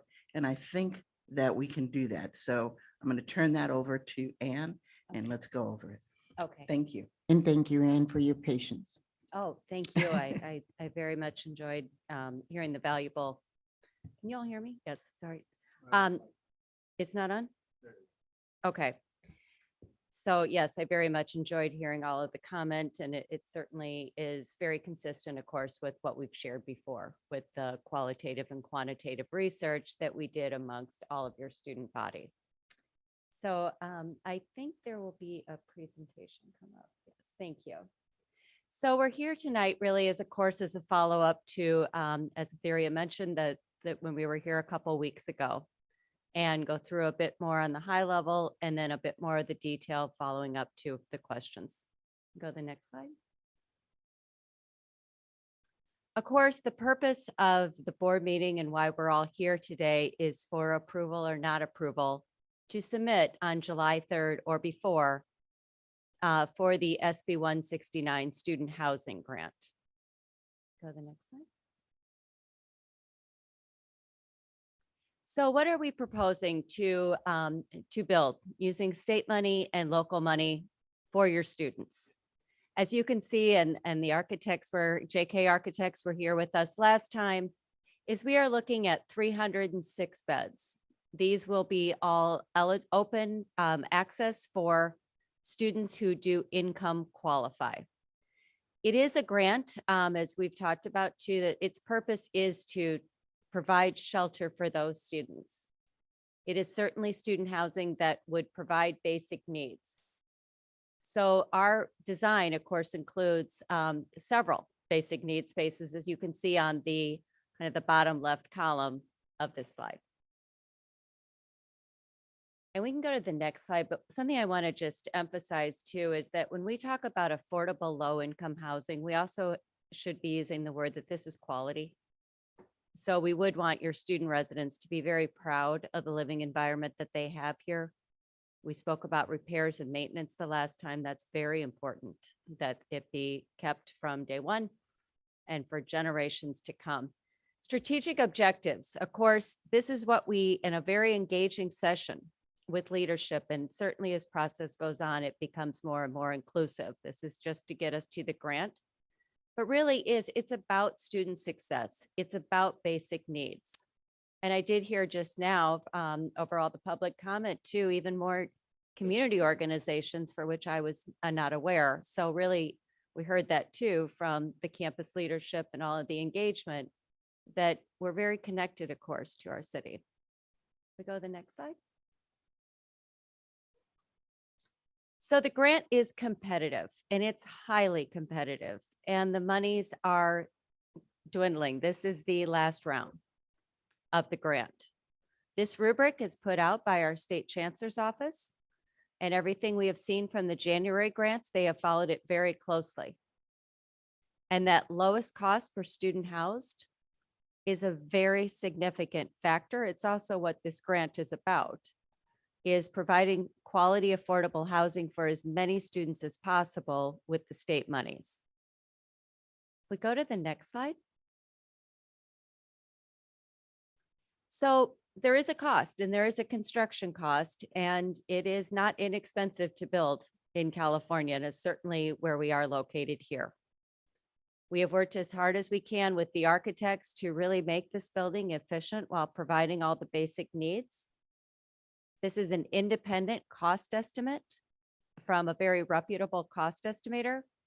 And as you can see at the top, of course, what we are asking for the midpoint of construction, because that's when we are going out for construction bids. So that's why that's not today's dollars, that's midpoint of construction. And so as you can see, it's approximately $93 million, of which we are asking a little over half of that for the state to support and about 45% to come from local monies. We will receive 10 points on that rubric from the previous slide for that local match. We will also be at, as you can see, the about 169, 170, well, really 169,000 per bed. And from other grants we've seen, and we really base this off the January scoring, we believe that is highly competitive on that scoring rubric. We go to the next slide. So the program, and this is all, these are the sheets of an Excel worksheet.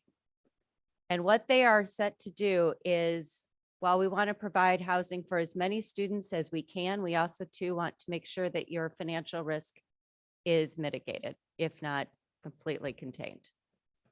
So therefore, we've run a lot of modeling on this, what we call a total cost of ownership.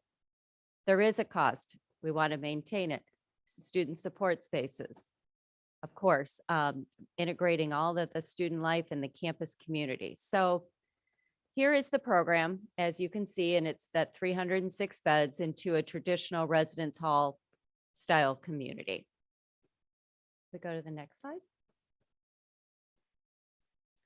So there are rents, and there's a cap on the rents per the bill, 30% of 50% of the area median income. If we keep our rents and where they are below 10% of that cap, we will get the maximum points on that rubric. We can always bring our rents down per the grant. We don't get to bring them up. So we've tried to be as conservative as we can with the rents. And I do want to make sure everyone understands these rents include furniture, utilities, and Wi-Fi. They do not require, that I've heard someone say, the 2-month security deposit down.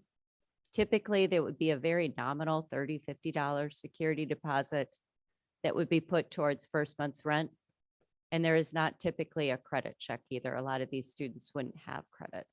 Certainly not a 650, but I heard from someone earlier. We'll go to the next slide.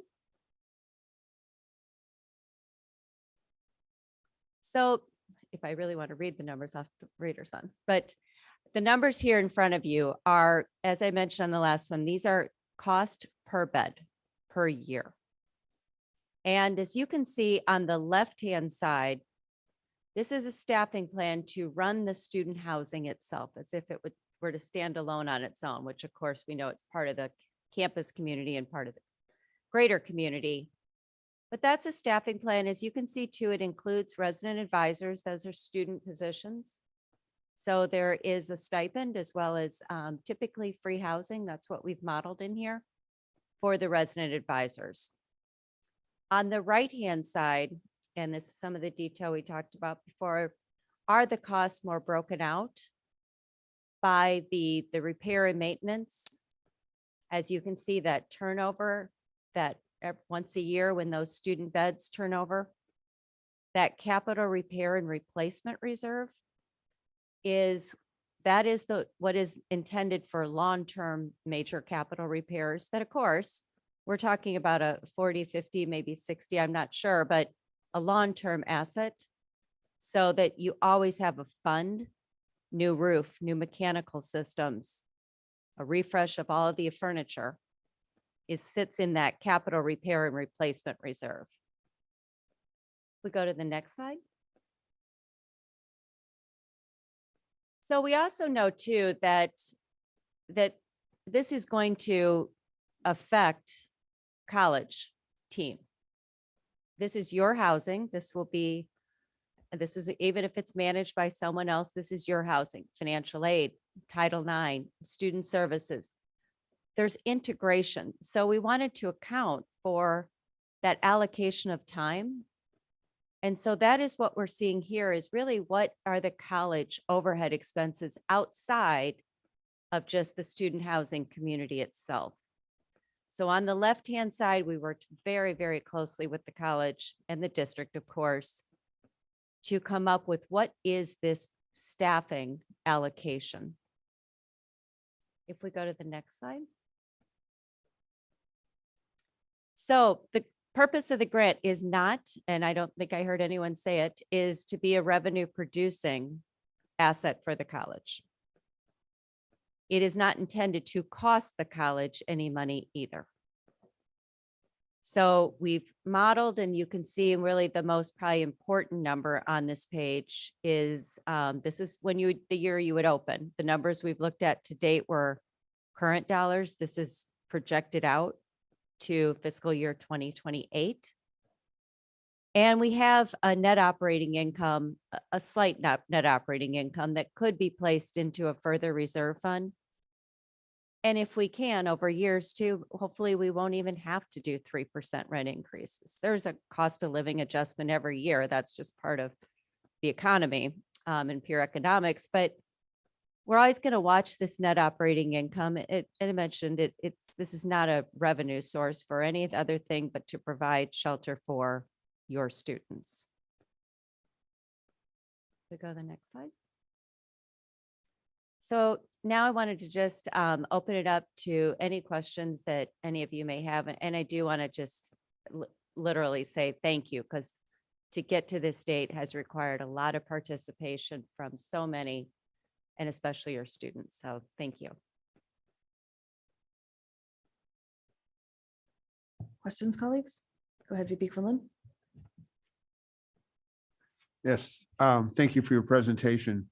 So under the legislation in SB 169, it qualifies what is a low cost, let's see, what do they call it? The low cost rent in terms of the 30% or the 50%. So do these rents qualify for that? Yes, they do. In fact, they're below that cap. Okay, so that's the first. So the other question I have is, and I'm going to probably make a amendment, and hopefully it'll be a friendly amendment, is because of our budget situation, I cannot see taking money from our general fund and supplementing the housing where we're taking away classes from students to pay for them to live in a housing to support them in classes they can't take. So this is for you, Chancellor, and for you, Vice Chancellor. So basically, and I will make an amendment to this, that we're not going to use any money from the general fund or from our funding sources at the district to support this project. First of all, let me address what your concern is. Your concern is that we would be taking money unless we made this amendment and taking money from the general fund, which would then affect the course offerings that we have, which would then affect the students that we're housing so that there would be no courses for them to take. Is that what I heard you say? So basically that make sure. By funding this program, I cannot see us funding the program that would end up hurting the availability of classes, not necessarily to just these students, but to any students. But the ultimate paradox would be to say, okay, you can live here, but we don't have classes for you to take because our general fund is supporting the housing. And I, that's kind of an extreme position, okay. but okay, we basically get the idea. I don't want to see cuts in classes because we're putting money into this housing program. Let me first off say that I think there's some assumptions that you're making that aren't really there. We are not, this is our first, let me start off, let me back up. This is our first foray into student housing. I would hate to be handicapped as a district, and it won't be me, it'll be future chancellor, to say that we can't use general fund money to support something that comes up that is an exegesis, like we've done with the colleges that we currently have. The second thing is, it has always been the intent when we discussed this prior to your joining the board, that we were going to have to go out for another bond. We have, as you've heard tonight, support, general support, not only from our students that have experienced being unhoused, but agencies within our region that are supportive of that. There is funding available at the city looking at housing. As you heard, there's individuals that are sitting on that board. We are currently not participating in that. There's funding available at the Alameda County. They passed a bond for housing. There is also availability for support with public-private partnerships. They've come forward already, as we've indicated, that are looking at helping us with this because they feel so strongly about it. So we would have to exercise all of those options before we go back and take any money that would affect classes at the colleges. And so I think it's kind of a false narrative to say, well, we need to protect that because we have all of these other options that we're going out for that we've already started discussions. I've talked to the mayor. I've talked to, well, not me personally, but individuals that are on the city council that used to be affiliated with this college that strongly believe in housing. You know, the mayor has already stated that she's important, supportive of housing. That was one of, I won't say it's one of the reasons she got elected, but it was part of her platform. So I don't think we're looking at going into this as looking at the general fund as the deep pocket that's going to bail us out. I think that we have an opportunity to provide equity within our district and that we say that this is what we believe in. We have an opportunity to get, and this is only an opportunity. We are not guaranteed to get this grant. This is competitive. All we're asking you for is let's at least ask. We have never in the history of this district not passed a bond. And we have widespread support for housing on multiple levels. I don't think it's going to be something that we're going to regret. I think if we don't ask, we'll never know. Let the state tell us no. Let them tell us. If the board feels and we feel as the administrators of the operations of the institution that we can't fund it, we'll be the first ones to come and tell you. We have a lot of off-ramps. You don't have to take the $50 million. That's what they're offering. That's what we're asking for. But if we decide to go forward, we're going to have to pony up the 50 million plus anything else. So let's ask for it before we start saying why we don't want it or what we have to have in it, because we may not have to do anything because we may not get the grant. And it's extremely competitive.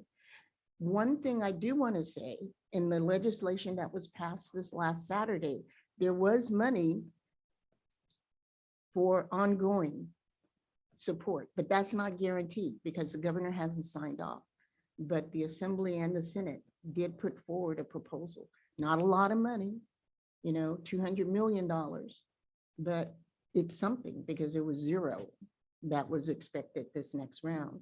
So I think we're in a great position right now. And when people say, but we're not able to handle our buildings were erected in 1960. So yeah, it takes more to maintain a building that is several decades old than it is a new building that you're getting right now. And if the cost of living and all the work that has gone into getting this proposal together, we're also looking at other sites that do not have the restrictions that this particular proposal has, which if we get it right, I think we put a lot of work into trying to get it right. As we look at something at Laney College, if we look at something at Merritt College, it doesn't have to follow that same rubric. This is for state funding to at least jumpstart us. We have to make the first step. And it's not going to be perfect.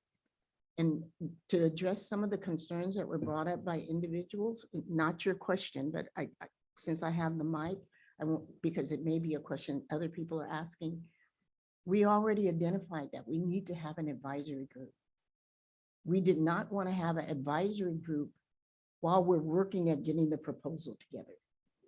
We got the proposal together. If we submit the proposal, if the board so chooses, and we get the funding, absolutely, we're going to have an advisory group. We have a year to get an advisory up and going. And I took down names tonight of people who said they'd be willing, including Dr. King, who is still sitting here in the audience. So we have that support to go forward. But we ask the board to give us a chance and don't tie our hands behind our back before we even know if we're going to get it. That's all we're asking. Give us a chance. Thank you. So trustee, I think it's trustee Johannes and then trustee, or, yeah, okay. And then we'll go with trustee Gonzalez Brito after that. So, yeah, I understand the concerns, and thank you, Dr. Jackson, breaking it down. So from what I gather, it's sort of two concerns from opposite ends of the spectrum. On one end, we have, just as trustee Quinlan mentioned, in the past, there have been shiny new objects that have been brought to the board, and we all approve and say, yes, we must work together, and we'll get a bond measure and all the things, but still what happens is even with a measure, money was pulled, had been pulled out of the general fund. That's from what I gather. I don't know the deep, the specifics, but I understand the concern in the past. On the other side, we have our students also saying, hey, we need this very much so, but at the same time, is this really for the unhoused or is this for the inconvenience? Because it's $1,000 a bed, right? $850 a bed. So there's going to be an issue no matter what, but just as Dr. Jackson said, where do we begin? At this point, it's just 300, 400 beds. We have funding, more than half coming from the state. This is our chance to show that we can actually not take money from the general fund. We can actually provide housing for our students. And then if this is a success, what moving forward, then it gets into the lower amounts for actual unhoused.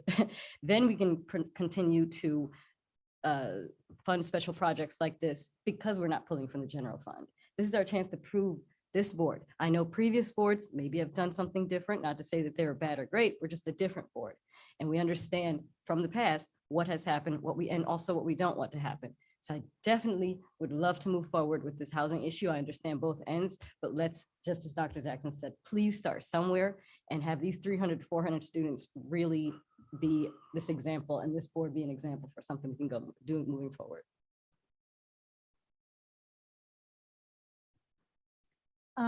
Okay, so I want to first thank all the students who spoke today and really compellingly and powerfully, especially telling their own stories. I've worked in affordable housing for a long time. And I, you know, to be perfectly honest, after when I was a single mom, I had to move out of my apartment and back in with my parents. And I was lucky to be able to have that option, but that was the way that I, you know, I could make things work. I'm really concerned about a couple of things. When I hear us say we don't want to tie our hands on the general fund, to me that says, as we're facing an austerity budget and a budget with proposed deep cuts in the future, not this budget, but in the future, that we could potentially have to dip into the general fund. We can build all the housing we want, but I am worried that if we build into the general fund, we won't have colleges for people to come to anymore, because that's the kind of cuts we're talking about. We're talking about, I've heard the cuts, they're life and death for the district. And now we're talking about bringing something in that could potentially eat into our general fund. That's really concerning to me.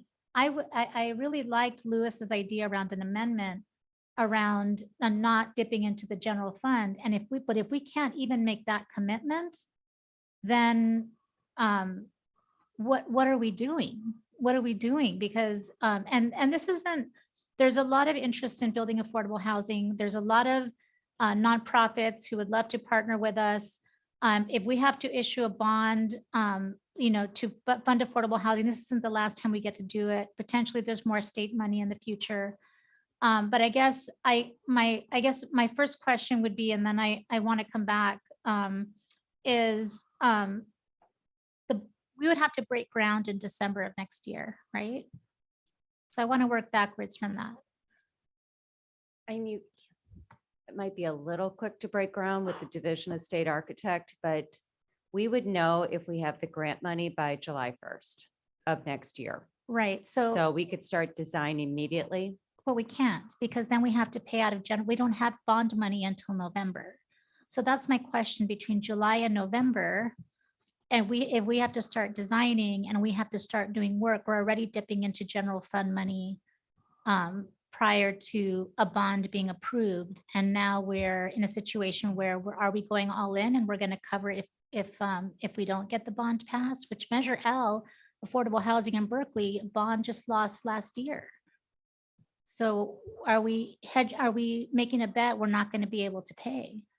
That's really probably a question more, Vice Chancellor, is we can certainly start because we would have the grant money, so we would be able to pay architects, but Yeah, but if we'd I be can all in defer at it that to point. for the timing. Timing is tricky. You're absolutely right. We would know in July.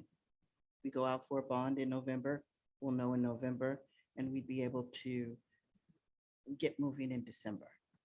So when I say get moving, you have to mobilize, I believe, site prep. So That's that means correct. that we can do testing, we can do, and those are not big costs. We can do testing, we can do assessments of where we're going to build. And in the area that we're looking at currently, where it's the auto diesel building over at COA. So we're going to be working in that area anyway for Measure G. So in the auto diesel area. So we've thought, I mean, I've thought through it, and I've, talked with Volts about this. What are our options? Again, we still have a year to make this work, and we can figure this out. But if we don't throw our hat in the ring, we'll all have to be on Peralta itself. Yeah, I appreciate that clarification. I guess I'm worried about that. So no matter whether it's between July and November or November and going forward, if we have to dip into general funds and we're ending hold harmless, which I keep hearing over and over and over again about how difficult that's going to be for the district.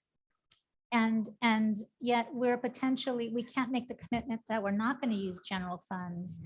Then we're in a situation where I think you're right, Chancellor, that our buildings are built in the 1960s. And so they're harder to upkeep, but this is not going to be a new building forever. It's going to need upkeep, capital improvements. It's going to need to eventually, potentially get us to invest in it through general fund money if we can't make the commitment not to. Absolutely. That was why we put in the total cost of ownership. That's the maintenance cost that would be there for us to address. And I just want the board to understand, if the commitment of $50 million to help us to jumpstart is not worth it, then let's not go forward with it. We've got the money for the feasibility study. If the board doesn't want to go forward with it, that's on the board. My recommendation, as I said, was for us to do that, because that was based upon the board identifying that this was one of their goals prior to the election last year and any appointments. That was what that board directed us to do. And that is what we're doing. And we're late on responding. As you indicated, this is the last right now, quote unquote, that has actually been authorized and that they can expend. There's talk about future funding. This is something that we know, but I would be disingenuous if I said, my God, I need $2,500 to do flyers to advertise, and that's going to come out of the general fund, then I violated putting students first because I can't use general fund to make flyers to advertise that we have this available.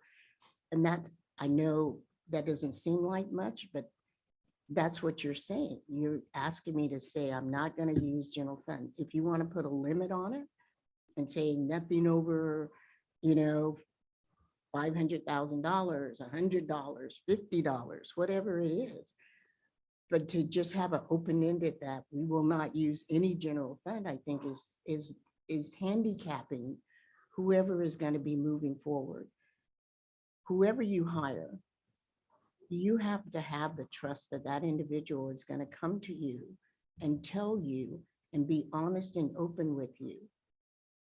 But to not even apply, you're already dooming the district, literally, because I don't think we're going to be able to come up with $50 million. What you're saying right now is we don't want $50 million unless you tell me that we can't get it. If that is what is going to stop this board from moving forward, then that is what you need to vote on. But that is not the case. I've told you what our options are and what we plan on doing. We've done our due diligence. We went out and got a reputable firm that has been very open and transparent with the board on what those options are.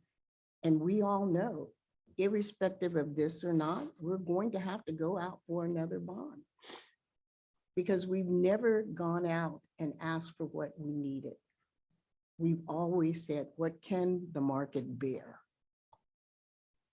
And so we're always going to have to go back and ask again. And so with that in mind, you have support locally for housing. Multiple individuals, multiple private public partnerships. I don't think it's going to get any better to go out for housing than this. And that's my opinion. And is it going to cost us? Yes, it's going to cost maintenance costs for anything we do. That is understood. So, you know, I don't want to keep advocating. I think we've made it very clear what our options are. I think that we are going to have to go out for a bond. We have a year to get that together, and it can be done quicker if you like. Just means more work on somebody's shoulders to be able to do it, but it's been done before. You know, I did it in what, 6 months, not even 6 months. I did it in 4 months. We asked for $900 million and we got it. Second highest bond that we got, but we asked for what we needed. We have to ask for what we need, not just settle on what can be. And if we don't get it, then we don't accept it because we have time to say, hey, we don't want this money. Take your $50 million because we didn't pass our bond. So you already have a safety net for your, you know, general fund, if that's a concern. We can get a bond together, I'm sure, within 6 months. And we aren't going to know until July of next year. That's well in advance if we do get it and we don't get the bond for us to say, we don't need it or we can't afford it. Okay. Thank you, Trustee Withrow, and then Trustee Gonzalez-Yuan.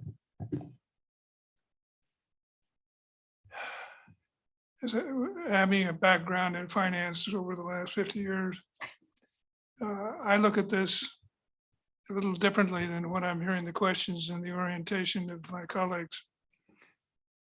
I see this as a tremendous opportunity to get $51,715,000 invested in the student body of the Peralta colleges. I think that the facts, if you will, of the status of our students. I mean, we're not talking just a bed, but we're talking an accoutrement of support that is no question going to enhance the success rate, enhance the education of the students coming through the Peralta colleges. And I see the upside potential by a great degree, far superior to any downside risk. Far superior to any downside risk. And I think it's an opportunity for this board to show that we truly understand, believe in the success of the student body out over time, over the next 30 to 40 years. And not look at penny here, penny there, and dollar here. And again, I have a financial background and probably would be looked at and to be on the conservative side. But this to me is an opportunity that we've got to move on. Thank you. Thank you. Trustee Gonzalez-Wen. First of all, I want to thank the staff who worked really diligently on this. And I also want to thank my colleagues for raising critical questions. I take seriously everybody's concern here. I'm thinking that we started out the evening with Matt Goldstein raising this question within the context of the capacity of the district. And he framed it within the context of what I'm not using the exact words, but is this tangential to our core educational mission? And I think back on when I was hired as a faculty member 30 something years ago. And at that time, there were a lot of people who had this sort of old school view. And I'm not saying Matthew has this, but I'm trying to talk about the evolution of how we think about education.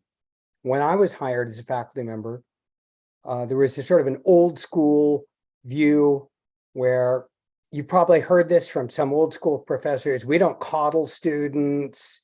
That's not our business, etc. We focus on education.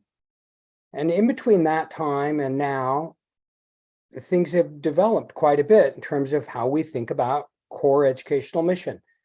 For example, we passed the ADA as a nation, and we now understand that disability access is a core part of fulfilling the educational mission. We passed mental health parity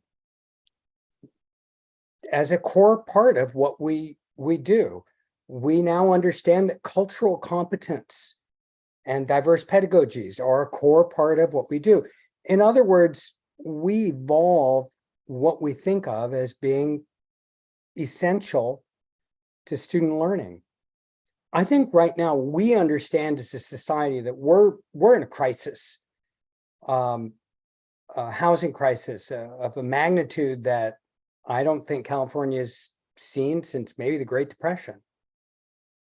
And if you do just basic surveys of the barriers to success, consistently at the top of the heap is housing insecurity, which has rollover effects because people have to work extra hours, people don't have a place to study, the mental health concerns, et cetera. So I now want to shift to this question about, not spending money out of the general fund. Trustee Quinlan, I absolutely hear your concern, but I guess I want to look at the budget that's being presented to us for this project. Built into this budget is about $400,000 for financial aid and analysis, basic needs coordination, veterans resources, student services, housing liaison, et cetera. That's all part of general fund. Normally, you'd think all of those funding was general fund. Okay, it's built into the budget that's going to get covered with rents. But frankly, to say we should never spend general fund money on anything associated with this housing doesn't make sense to me. Because I look at each one of those functions, financial aid analysis, veterans coordination, as something we already do. Are we going to really say we're never spending money out of our general fund to support students who have basic services that we need to cover? They happen to live on our campuses. So what's the gray area there? What's the, so I hear what you're saying, but frankly, I think future boards will be able to draw a line and say enough and not. Here's the other thing that I think we need to be thinking about. We've been talking about this as an expense that is going to potentially break the district. And I think we need to be thinking about this as something that actually transforms who we are. I see this project as a small down payment on a much bigger project that looks at equitable housing needs for faculty, staff, and students.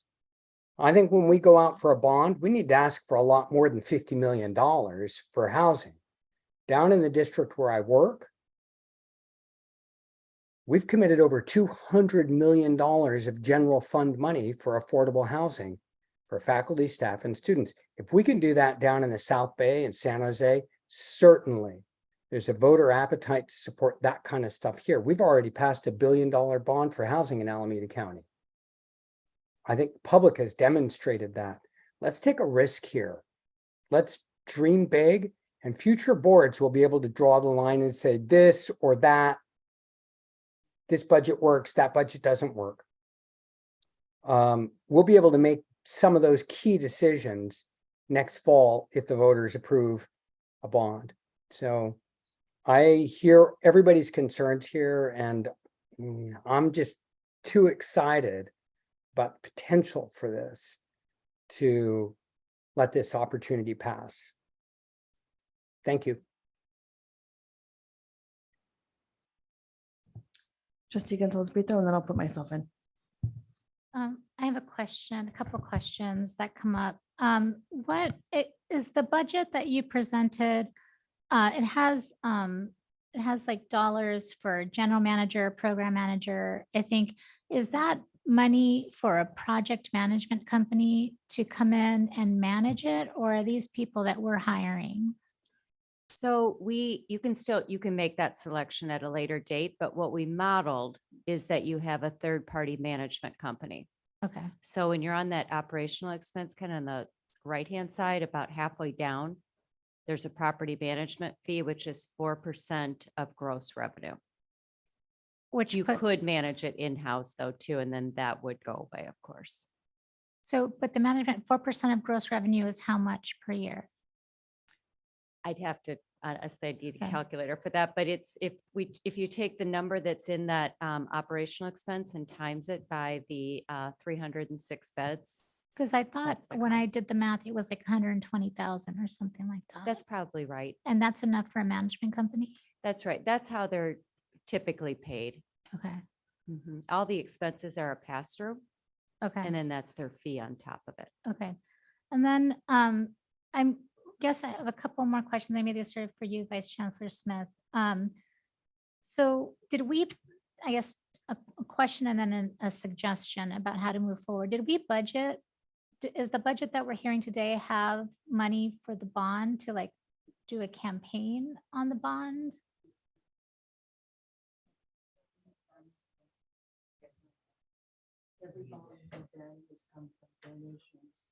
We'll have to get donations. We will go out to our vendors, as we've done in the past, and ask them to contribute to fundraising to pass a new bond. Okay, and then I guess my other question is, I hear that we have off-ramps, and I really want to understand the off-ramps and really concretely, because if we get, I guess when I'm thinking about July to November, I really don't want us to spend any money until we have a bond that's passed. So is there a way to make an amendment that would say between July and November, let's say we get the grant in July, we're not going to put out any well, here's my concern with my own amendment, but we're not going to put any general fund money out to pay for, to start this project, or even grant money until we know that we have the bond money. Because even if we start spending the grant money, then it feels like, what are we going to do if we don't get the bond? We're going to have to figure out some other way to pay for it. So can we not spend any money on this project until we know that we have a bond passed? I believe we have to spend money in December. Is that not true? So we could start it later. Yeah. Here you can. You will most likely, construction's going to go up. Usually costs do. I think in my career of 30 years, I think I've seen 2 years where they've gone down. So you will be subject to escalation risk, if you want to call it that, going a bit over budget by every month. But we're slated to start in December, right? So do we need to spend money before that? I guess that, because if we start in December, we know by November whether we have the bond or not. You'll lose that period of time from July through November. Those are just 4 more months that, because it takes so long to design it and of course so long to construct it.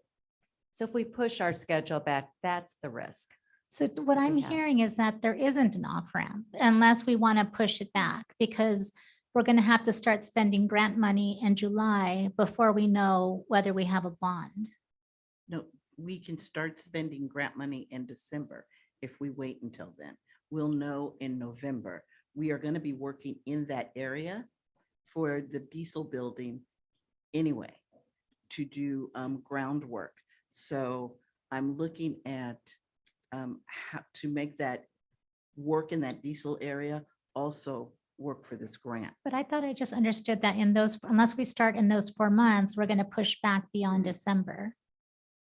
And then it gets more expensive. So I thought the proposal was we're going to have to start in July, something design or So architecture. it's not a mandate that we have to start in July. It's just we've budgeted the monies this way. But of course, too, as Vice Chancellor has mentioned, there's other work. I don't need to repeat what she just said, but so we're getting going because we need to get all the site preparation work started. That's usually one of the first steps.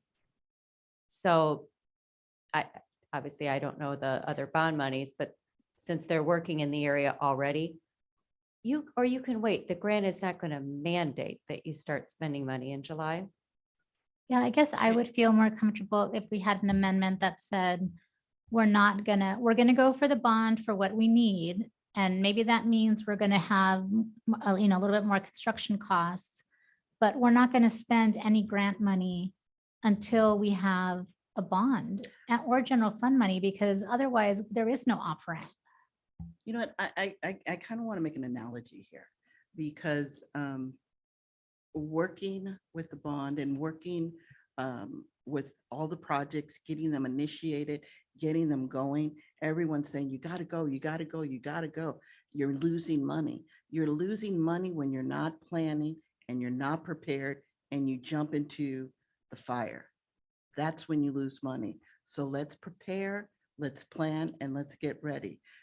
Your project shouldn't start until you have your approvals, until you're ready, until everything is, I don't like to initiate a project until I know where it's going. So yes, I hear all the time, you're losing money, you got to get going, you got to get going. But where are you going if you don't know and have absolutely everything planned? Then are we saying then that we could potentially, I mean, that would be my amendment. We don't start on this project until we have a bond, so that we can, so if we don't have a bond, then we can have an off-ramp. Okay. I was going to say, is there amendment on the floor? Is there There's a no motion. There's no motion yet, so there's but no I'm amendment just- yet. yeah. All right, I just want to make sure I didn't miss. Thank you, Chancellor. Did you want to? Okay. Did you want a motion? President, Well, I'm gonna. I've got Yes. my hand up when you're ready. Okay, thank you. One thing I've been thinking a lot about this, and of course I've been taking a lot of everybody's feedback with a lot of thought.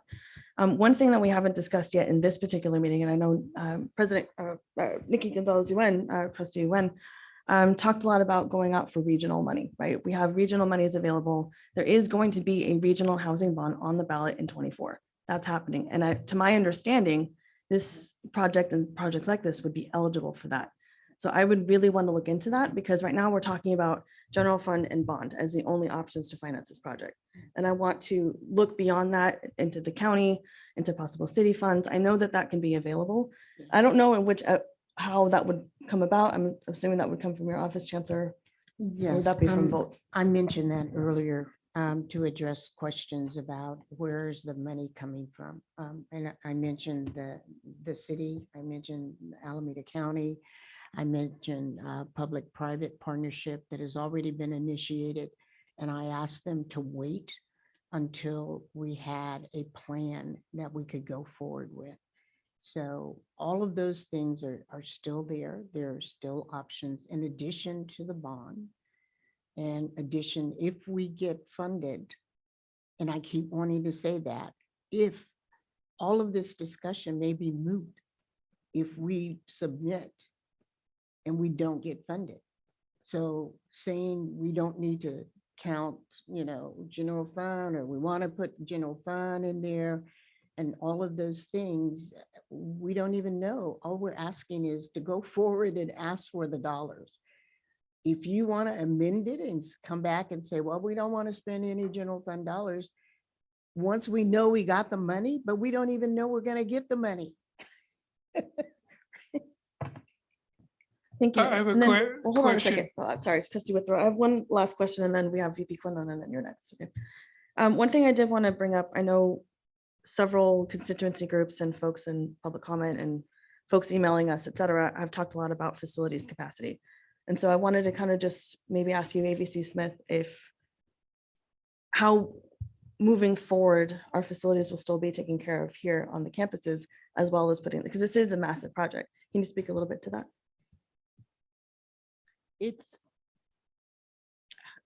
We are looking at, we're going to have to do a facilities master plan. Once we do that, we're going to look at what buildings need to stay and what buildings need to go, because some of those buildings have long passed their lifetime.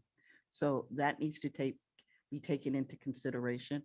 Also, what area is available for what kind of housing? That's where that feasibility study comes into play that Volts is working on, not only at College of Alameda, but at all of our colleges. So all of these things are going to have to come. We have a year. We're going to have to get moving and start planning on what we're going to do. We have the ed plans that are our foundation of getting started of the facilities master plan.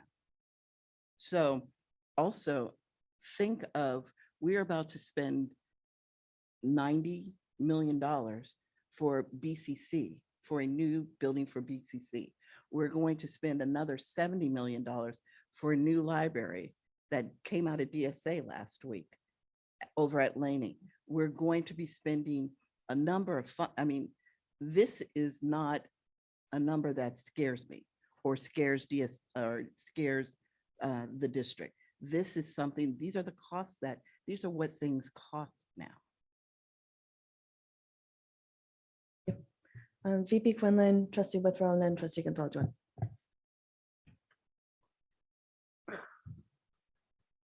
So when I look at the spending plan on, let's see, what page is it? The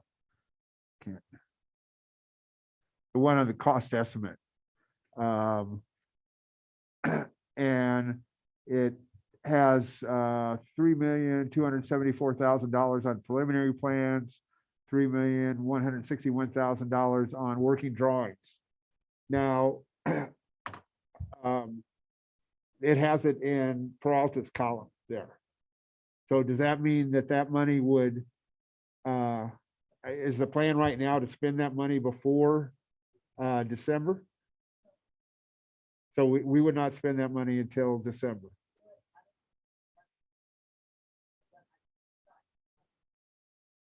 Sorry, I don't want to jump ahead. I don't want to jump ahead of the board. I don't want to jump ahead of my chancellor. But just planning and running, doing the bond projects, I would say no. Until we know what the plan is. We still have to do the facilities master plan also. Until we know what funding is coming from where, what our partners are, what our options are, we can't make those decisions. Trustee Withrow, go ahead. A basic question in terms of the competitiveness of getting the grant from the state. Everybody's not going to be covered. And a lot of what you talked about in the structure of the dialogue and all of this is to put us into a position to be competitive in order to get the 50 million. If in fact we start putting amendments on it and couches on it and whatever, is that going to take away from our competitive advantage in order to get something from the state? It's a great question. I'm not gonna be able to give you an exact answer because I don't know what they will do. So there is the rubric and that's what they have followed so far. So the rubric doesn't chop off points if you have any type of caveats or amendments to your grant submission. I do know from the January submissions that the state chancellor's office did call different colleges that had submitted and had specific questions for them. I haven't worked on a grant that had an amendment to it. So I don't know if that would be one of the questions they would ask. If I was sitting on the other side of the table, I'd be concerned from the standpoint of if I was building out these grants and whatever, that putting an amendment like that in, they're really not behind it. In my professional opinion, that is a very valid point. When we do feasibility studies, one thing that we really look for closely is, are the students ready?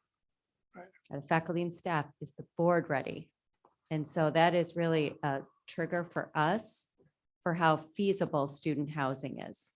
I just don't know if the state chancellor's office, I just don't know because that question, I don't think any grant has gone in yet with an amendment. Thank you. Trustee Gonzalez, Yuan. It seems like what's driving a lot of the questions is just uncertainty and a little bit of fear.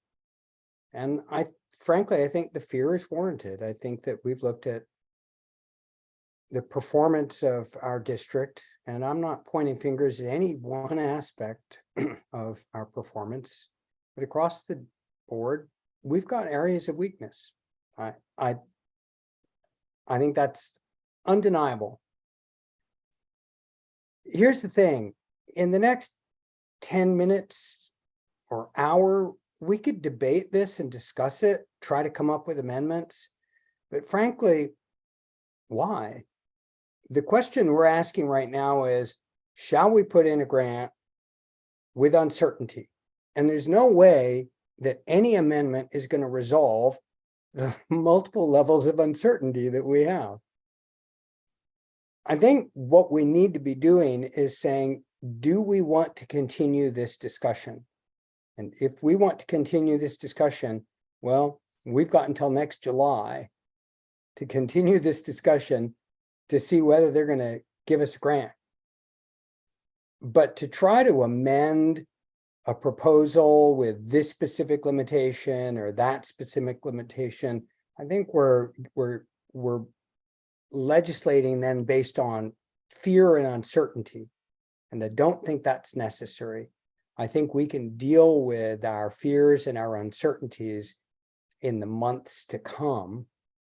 And if we get there and we go, look, this just doesn't work, we really don't have the capacity, people. And we as a board are the group that is empowered to pull the plug. We can do that. But trying to resolve those questions right now, just not going to happen. Nobody here has the expertise to do that, and especially the board, in my humble opinion. And I usually think pretty highly of our board. Thank you. Thank you. Paulina Gonzalez Brito. I'm sorry, go ahead, Trustee Yohannes. Okay, so at the end of the day, I believe this is for the betterment of the district, the schools, and our students. I think we all believe this, but we're unsure of the means. But I'd like to, I guess also give an analogy. Imagine a student or a high school student saying, hey, you know what? They tell their parents, I'd love to apply to college. And the parent says, you know what? We don't have any money. How are you going to do that? No, don't worry. I'll apply for financial aid. But if you apply for financial aid, you might not get it all. And I don't want to spend any money out of my savings account. So perhaps you shouldn't apply at all. I don't think any parent will tell their child to not apply at all. You can figure it out first you have to find out if you're accepted. Second, you find out how much financial aid you'll get. Third, you find out what other sort of grants, as you mentioned, Dr. Jackson, that are available within the region or within the state. But let the kid find out if they can go to college first. Let's just at least find out if we can get approved for this and then discuss after the fact. We can still say no. We can still, but please let's apply. It's 3 days, 4 days away. Let's at least let our child figure out if they can go to college. So I think, Nikki, in terms of uncertainty, unfortunately, there's a lot of uncertainty around our budget situation. So if there's uncertainty, it's warranted in, the fact that we're facing some pretty deep cuts, and which creates, this real concern for how we're moving forward. And so I guess in July of next year, let's say we get this grant, and does this come back to the board in July for how to move forward, or does it move forward without coming back to the board? Like, do we start spending grant money without coming back to the board? No, we would have to come back to the board. Everything, all the money that is expensed and spent out of DGS, we come back to whether it's ratification, whether we're coming to the board for approvals. So in July, we could potentially, and between now and then, work with a student. We heard a lot about a student advisory group and staff and faculty advisory group. We could work with that group in terms of even talking about risk. What risk are we willing to take in terms of spending down grant money before we know we have a bond? We could talk about, the rents are too high, and this is, and I mean, I heard it loud and clear today. Homelessness is the main issue that people are really concerned about. But this proposal doesn't get us to fix the homelessness problem with the rents that they're at. So if we really are going to be serious and not making empty promises, but making serious dents into the problem we've been hearing about today, then we got to get those rents down. And so, so being able to come back in July, get this advisory group up and running right now, and then, moving forward, understanding all the risks and having buy-in from all the stakeholders, faculty, staff, and all. I believe that it's more than just the student advisory group. It is the faculty, right, and it is also our facilities master plan based off of the ed plan. There's so many pieces that we're going to have to pull together and strategize and understand, where are we going? What buildings are we going to, again, keep and eliminate, and what land is actually available? Are we going to get partners? How are we going to fundraise? There's so many things that we need to do in a year. So the student group is part of that whole planning process. The other thing I heard today was, I'm thinking about all that work and with the facilities and the new buildings that you talked about. It's not just new buildings. We have fire alarm systems that don't work. We have, other situations. We had a hot water problem earlier this year. So can we get some kind of commitment? And I think we heard this from the Academic Senate President around the facilities and repairing those facilities. Because it's just, and I don't know what that looks like, but I'm worried that we're going to get drawn into this situation here around affordable housing, and it's just going to take time away from fixing the facilities. Again, I want to, may I interject a little bit? I know that I asked the question about facilities just a little bit ago. Is there anything else to add to that, AVC Smith? yes, I would like to add Okay, please go that we're having RFQs going out for services, in terms of, we're already working on the design of our ventilation system. We're working on the design. We have an architect on board working for our keyless entry. We have someone working on our fire alarm systems. So we're already looking to upgrade those things. And so we're going to have different multiple RFQs that will be coming out in the next several months in terms of oversight and continual professional services to get all those things in alignment. These are things that I guess people just did not pull together in the past, but now in this moment we are. Thank you. That's helpful to understand beyond the new buildings. Okay, I am going to call the question. We don't have a motion. We can't, I can entertain a motion. Do you Do we wanna have make a a Move motion? approval Thank of you, this item. thank you. So that's a motion by trustee Gonzalez Yuen, second by trustee Withrow. Discussion? Do you want to repeat do you want to say the motion, Nikki? I move approval of the grant application as presented by the staff. Thank you, trustee Withrow. Same. Okay. VP Quinlan? I would like to offer amendment that general fund spending be limited to $250,000 prior to notification of the acceptance of the grant and approval of funding, not necessarily specifically a bond, but any other funding that covers the $43 million. Trustee Gonzalez I Yuen? don't accept that as an amendment. I think we've got time to figure that out in the future. And I find that too limiting right now. So I don't accept it. If you want to offer it as a substitute motion, you can do so. And if you get a second, then that takes precedent. We vote on that first. Yes. I agree with trustee Yuan. Okay, No second? second on, can you state your substitute motion? That that the limit will be $250,000 on general fund expenditures on the student housing proposal until the bond is approved or other funding is secured to supply Peralta's to $43 million contribution. I see Dr. Jones has his hand up.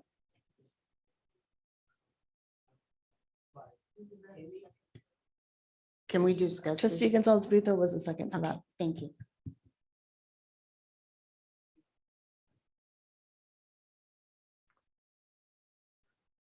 Just bear this in mind, that any contract or expenditure of $50,000 or more, irrespective of the funding source, has to come to the board for approval. So no matter what, if it costs more than $50,000, you guys get to vote on it and say yes or no. Exactly. Thank you, Dr. Jones.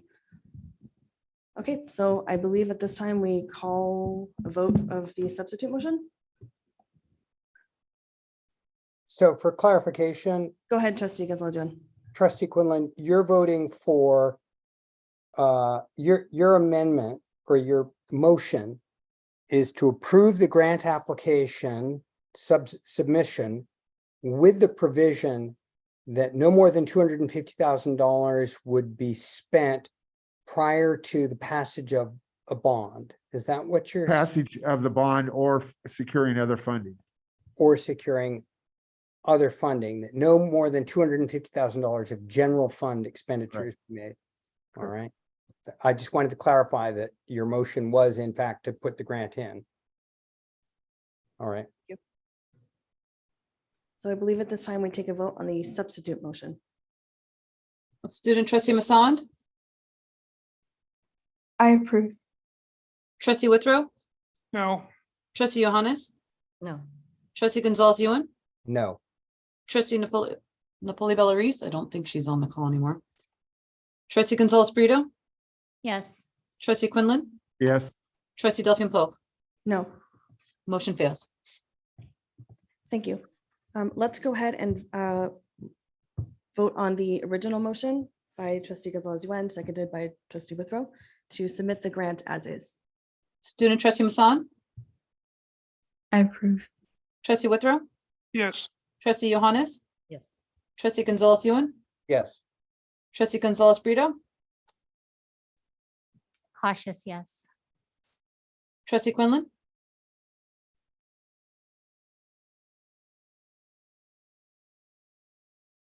trustee Quinlan,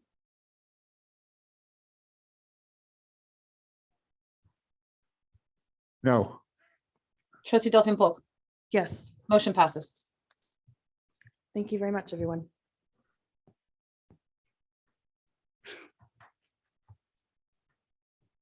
Okay, let's go ahead and move to the consent calendar. And we did remove Don't we Nine. have to do our budget? oh, the budget's under action. Okay. So let's go ahead and move to consent. We did pull 9.1 and 9.2. So that will be included in the action items. So let's, can I get a motion, please? So so moved. moved, Second. Okay, thank you, trustee Withrow and VP Quinlan. Discussion before we head to roll call. Okay, let's go to roll call. Student trustee Masson, I approve. trustee Withrow, yes, trustee Johannes, Yes. trustee Gonzalez Ewan, Yes. trustee Gonzalez Brito, Yes. trustee Quinlan, Yes. trustee Delphine Polk. Yes. Motion passes. Thank you very much. So let's go ahead and move to action items. I'll go ahead and put 9.1 and 9.2 at the bottom. So we'll go ahead and start with 11.1. Consider adoption number 22/23-97. so moved, Okay, there's a motion by trustee Withrow. Is there a second?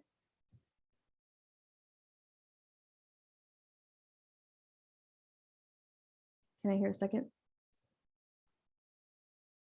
Okay, I will second, and we will now move to discussion. Are there any questions, colleagues? This is 11.1.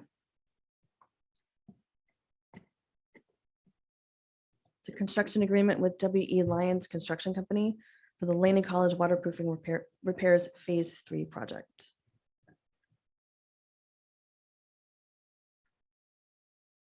Hearing no discussion, let's go ahead and move to roll call.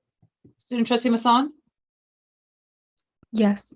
trustee Withrow, yes, trustee Johannes, Yes. trustee Gonzalez Ewan, Yes. trustee Gonzalez Brito, Yes. trustee Quinlan, Yes. trustee Delphine Polk. Yes, Motion passes. thank you. Let's go to 11.2, consider approval of resolution 22/23-98, the education protection account funding and expenditures.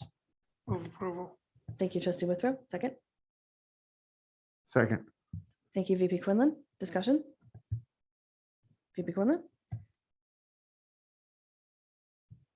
So I have just questions. So I understand what the EPA money, that's Prop 30 money. And it says it and expenditures. So I'm not sure what that part of it is.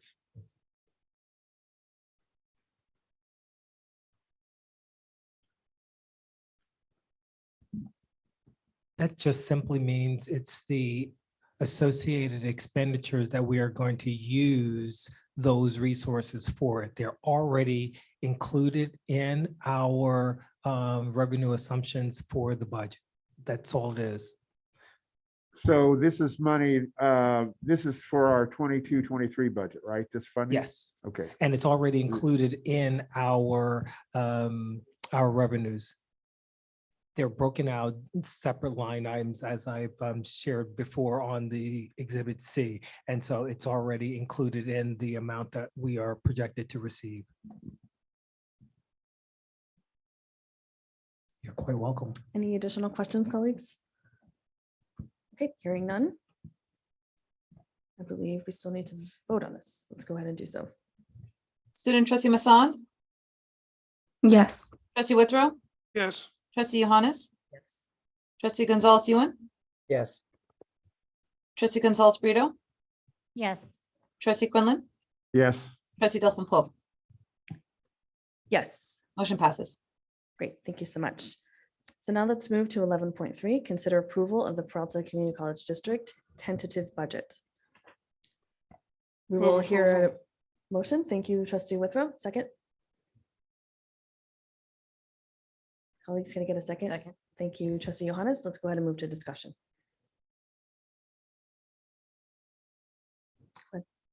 Yeah, so I'm just remembering the conversation from last time we were here and the revelation that the budget had not gone through shared governance, that only the assumptions had been presented to the academic senate and maybe others, I don't know. And so I guess I'm extremely concerned that we are in a situation where we're going to be facing cuts without with a rushed process, a process that doesn't build trust, and a collective process through the shared governance.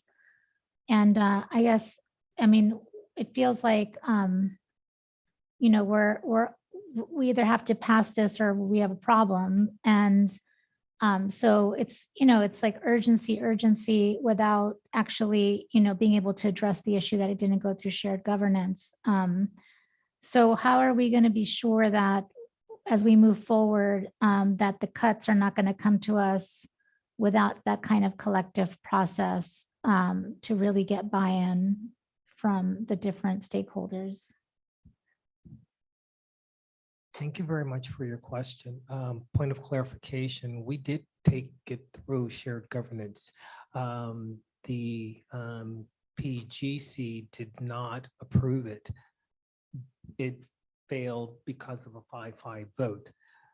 That's point number one. Point number two, what we had submitted earlier was a budget development calendar, and the board approved that. As part of the approval of the budget development calendar, it indicated that we would take to the shared governance bodies the assumptions. It did not say that we needed to take the actual budget book to the shared governance bodies.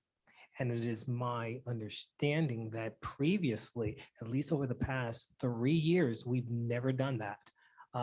And I confirmed that with our colleagues in finance, and that was in fact true. So what we followed was the budget development calendar and submitted things to shared governance as well as the board of trustees in accordance with that document.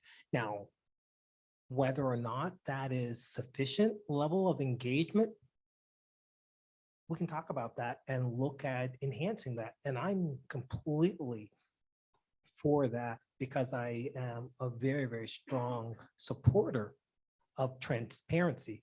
And when I mean transparency, it's not just throwing numbers at you, but actually giving you an opportunity to engage and to understand what the numbers mean and what the implications are.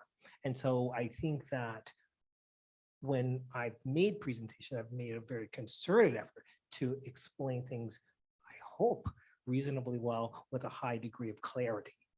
So I completely support that. And we've made other, if you go back to the presentation, it outlines the various ways in which we engage the broader district community in dialogue around principles, around issues related to the budget. It also, we had created opportunities for further engagement through training in which we provided opportunities for folks to come together. We had focus groups. So if we're really talking about a vote through one particular shared governance body, yes, that did not occur. Did we thoughtfully seek input and engagement? The answer to that question is absolutely. And just to point out, the Planning and Budget Committee is made up of individuals that have been on that committee for years. It's a tri-care, chair committee. That committee voted approval of the budget, the tentative budget. What happens is they vote on that, and then their vote and their recommendations are taken to the planning and governance body, which is the highest level. The others are subcommittees of the PGC, the Planning and Governance Council. At the Planning and Governance Council, that was the day of graduation on 2 of our campuses, Laney College and College of Alameda. So myself, as well as those presidents and their staff who would normally be on that committee, and as you heard, it was a 5-5 vote. So it did not pass because it was a tied vote. If I had been there, if Dr.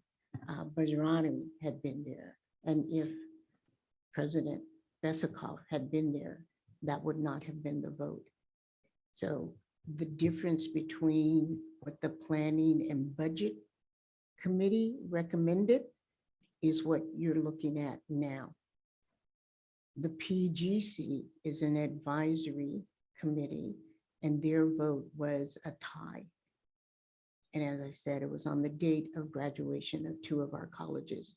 So those 3 individuals, myself, Dr. Besikoff, and Dr. Bajrami, were not in attendance because we were taking care of our graduating students. And so as Dr. Nathaniel Jones indicated, it was vetted in the same way that it's been vetted since I've been here. I can't speak before April of 2021, but we have never presented the full budget book. We've always presented assumptions, a general overview, accounting of where the money came from, where our revenue is, what our expenditures are going to be. The budget book is this thick. We have never done that. We do that for the board because the recommendation is coming to the board and we want you to have the full information. So we presented that to you last time we met and then again today. So Yeah. I think that's a misrepresentation to say that we did not get that because we've never done that. We've always presented our overview and our PowerPoint presentation. We've never presented the budget book to, in my term here, like I said, I can't speak what happened before. And I've been here now 2.5 years, 2 cycles of the budget. I have not seen that. So so I think that in terms of how we've done things and if things are going to change, maybe how we have to do things differently, is if we really are talking about transparency and we're not going to be, I don't want to be sitting here next year or 2 years from now and having a situation where we haven't gone through an extensive process with stakeholders around the kinds of budget cuts we're talking about. Because if I'm asked to vote on that and we're in, an uproar over it, where it's going to be really difficult to make those kinds of cuts. So if we want to be successful and actually keep and build the trust of the stakeholders, then we have to have a real deliberate process. And maybe one that we've never done before. That could be true. I'm sorry for interrupting you, but you're making an assumption that what you heard was indeed fact. And I would ask you to take that we didn't do that. You're taking the word without delving down, as people say. I just asked and it was told that assumptions were given, that the assumptions were given and not the full budget book. So I recognize that that's what we've been doing for many years. But what I'm saying is that we need to do things differently going forward. Thank you. We'll get the direction of that. If that is what the board would like, then we can do that. Yeah, I mean, it just means that you will be getting it later than you think, because it is not an easy task to take a full budget book to a shared governance body. And it still doesn't guarantee that it's going to be approved. It just means that they've got a chance to look at it. But if that is what the board wants us to do, we can indeed do that. And I'm also talking about the cuts that we're proposing, because those cuts are extensive. Well, let me make Go ahead, Dr. Jones. another point of clarification. We are not proposing any cuts at this point. Understand. Okay, what I'm saying is that when you look at our revenue projections and when you look at historic norms relative to cost increases in a couple of years, our revenues will not be sufficient to cover the expenses. So we do need to look at ways in which we either reconcile those differences through increased revenues and reduction in expenses. There are a variety of different ways in which we can pursue that. I provided a tool to engage in thoughtful discussion and dialogue around what some of those options might be. We have not yet begun those conversations, but we would need to do so. And I strongly encourage that we begin having some of those conversations before the kind of situation that you're suggesting would be something that we'd have to do, which would be having a budget that's presented with a lot of cuts because we need to make those cuts and we have very, very little time to do it with. That's what I'm trying desperately to avoid so that we can do a thoughtful, engaged conversation about planning and moving forward in a responsible and an appropriate manner. And my last comment would be that I think we are facing cuts this year, and that's an 8% COLA plus from the state and only proposing in the budget at 2%.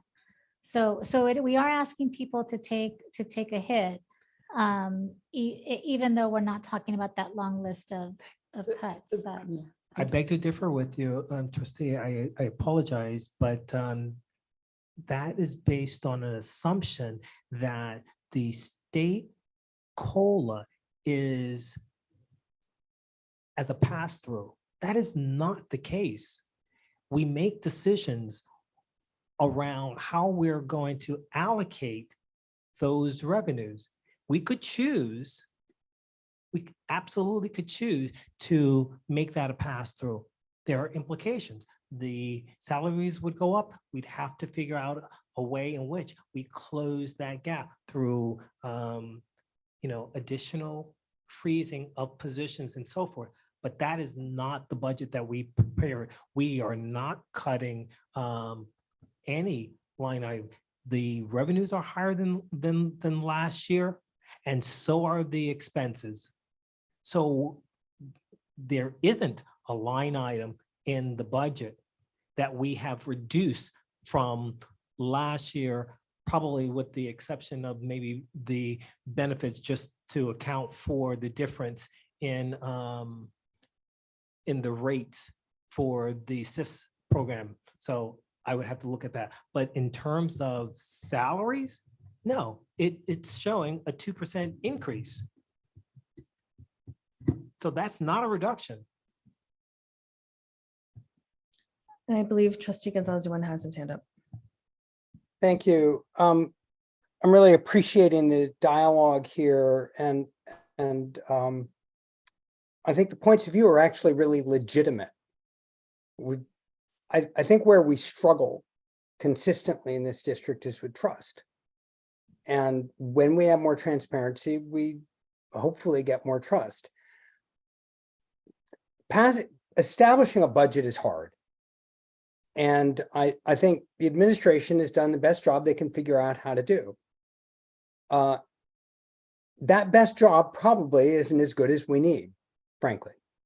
And I think that Trustee Gonzalez Brito is raising the possibility that we could have more inclusion, more intelligence, more input, more buy-in. And if we could do that, we'd probably end up with a better result. What I'm hearing the Vice Chancellor say is he's all into that. Yes. Okay, so what would constitute shared governance? And for this, I want to go back to a comment I made last week or last meeting to incoming Academic Senate President Matthew Goldstein.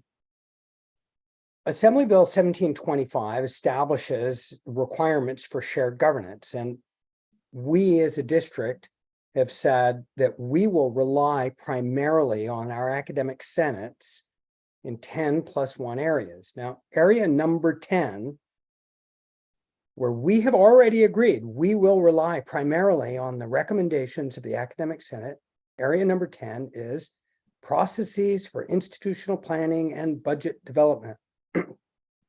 So I am requesting that, and this is just me personally, I'm not speaking for the board, I'm requesting that the academic senate develop a coherent, responsible set of processes, recommendations for processes for institutional planning and budget development, which then we can consider. Now we can rely primarily on that and say, yeah, we love this process.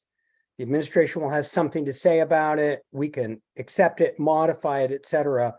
But let's go to the process that's written into the state law, which is AB 1725's rules on 10+1. And I think then we might, in future years, actually then have some agreement about what constitutes adequate consultation, shared governance. We're not going to settle that tonight, and I doubt we'll settle that in the next year. But I think if we work hard at it in collaboration with our academic senates, our classified and student senates, and our administrative expertise, we can figure something out. We're not going to do that tonight. The problem is that we don't have any agreement in this district on what constitutes adequate shared governance. I think that's something we could definitely focus on. And for that, Trustee Gonzalez Brito, I really respect the concern you're raising. And Vice Chancellor, I really respect the openness that you're expressing for a more inclusive process that would get us to buy-in. I don't think we're very far apart on this. I think we're actually arguing two sides of the same coin. I hope. Thank you. Thank you. Any additional questions or comments before we move to a vote? Go ahead, Chancellor. This is just a point of clarification on a statement that was made by Dr. Jones. We have been working on this for a number of months, even over a year. We had a dean's retreat, if you recall, where we brought all the deans together to discuss it. We've had meetings in our expanded cabinet on ways that we can approach improving our career pathways in collaboration with OUSD as well as AUSD. So we have been looking on those. This isn't something that all of a sudden today we woke up and said, we have some issues with the budget. We have been taking some action to the point of identifying positions that were not essential, that were vacant, reorganizing and realigning both at the colleges as well as the district to take advantage of the strengths of the staff that we have. So we have been taking some action. I think that may have, you forgot about that. So I just wanted to make the record correct with the point of clarification. Thank you. No, that's true. And we also have spent more than a year developing the new resource allocation model, and what that component has that we're implementing for this year is the revenue component. The portion that we need to yet implement is the expense budgeting component. And that is something that we felt that we could not implement this year because of the degree of engagement that would be needed in order to obtain the requisite buy-in. And so we did not do that for that very reason. And so that's a big heavy lift that we'll have to do. And so we took bite-sized pieces of it in preparation by developing concrete training, because it has to be done in a collaborative way, not just in a more centralized way at the district, but in partnership with the colleges, and to integrate not just the district's process, but also integrate the college budget development process feeding up into the district. And so that work requires a lot of effort and a lot of collaboration. And we had to do the preparatory work in advance of that in order to allow that to move forward in an appropriate way. And so thank you, Chancellor, for the reminder of that. Thank you, Dr. Jones. I think we all look forward to that. Any additional questions or discussion before we move to a vote? And seeing none, let's proceed. Student trustee Masson, Yes. trustee Withrow, Yes. trustee Johannes, Yes. trustee Gonzalez Yuan, Yes. trustee Gonzalez Brito, Yes. trustee Quinlan, Yes. trustee Delphine Polk. Yes. Motion passes. Okay, let's go ahead and move to 9.1 and 9.2. We added to the action items. 9.1 is consider review of the warrant payment report for the period covering May 1st, 2023 through May 31st, 2023. Let's go ahead Motion and to approve. thank you, trustee Withrow. Second. Second. Thank you, trustee Johannes. Discussion, please. Just for clarification, the reason I removed these from the consent agenda is I have a conflict of interest on those two, so I have to abstain. Thank you, VP Quinlan. Thank you. Let's go ahead and move to this, move to roll call. Student trustee Masson, Yes. trustee Withrow, Yes. trustee Johannes, Yes. trustee Gonzalez Yuan, Yes. trustee Gonzalez Brito, Yes. trustee Quinlan, Abstain. trustee Delphine Polk. Yes. Motion passes. Okay, 9.2. Consider review of purchase order report for the period covering May 1st, 2023 through May 31st, 2023. Motion, please. So moved. Thank you, trustee Withrow. Second. Second. Thank you, trustee Johannes. Any additional discussion? Hearing none, let's move to roll call. Student trustee Masson, Yes. trustee Withrow, Yes. trustee Johannes, Yes. trustee Gonzalez Yuan, Yes. trustee Gonzalez Brito, Yes. trustee Quinlan, Abstain. trustee Delphine Polk. Yes. Motion passes.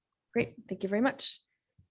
That is all of our action items for this evening. So let's go ahead and move to Board of Trustees reports. If you have a report, please raise your hand. Trustee Johannes?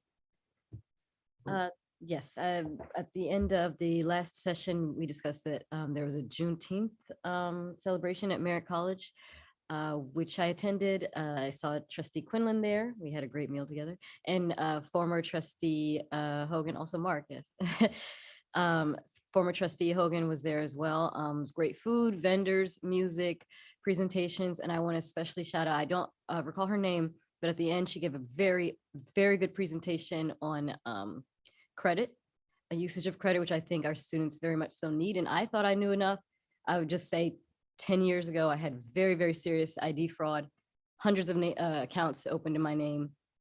Very difficult to change. I still have to do taxes in person still. I cannot prove myself. Had I known the information that she had given, I would have been able to fix it much sooner. All that to say, she also gave free consultations to whoever was there. So please show up to some events and you'll get some free consultations. VP Quinlan, go ahead. Yes, just a second. Trustee Johannes, I also attended the event. It was a great event, great food, great music. The students were enthusiastic and there was a lot of great information there. And Dr. Johnson and his faculty leadership were also very involved in the process. I will say I'm going to be leaving for the National Association of Latino Elected Officials Conference in New York on the 10th. I'm really looking forward to it. There are a couple of tracks that are for school board and community college trustees in particular. One of which is at the top of my list, to discuss budgets. So hopefully I'll have a nice report out when I come back. I will be taking the July 11th meeting from that location, so I'll send all that information to you, but I just wanted to let everybody know. Madam President, Go ahead, Trustee Withrow. I have a brief one. Last night about 5:30, I received a phone call from Pacific Gas and Electric. Showed up on my phone. They said you have 45 minutes to clarify what's going on with your account, or we're shutting your power off. 45 minutes later. The difference between me and Tom, Dick, and Harry who are in the Bay Area, I don't get my electrical power from PG&E. I get it from the Alameda Municipal Power. And but it is a scam that's going on, and they focus right in on your, your account, your bank accounts, and all the personal data that you've got going on. So just an alert, just an alert.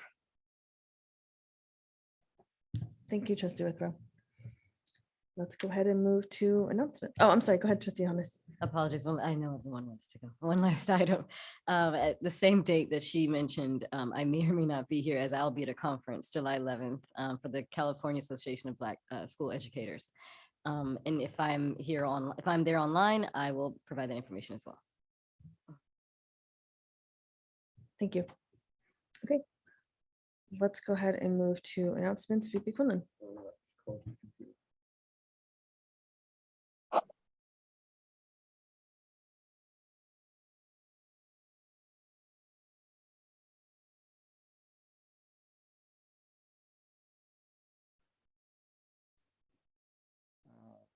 See, announcements for the board. Oh, there's a typo in number 2 semester. Oh, let's see. Sorry.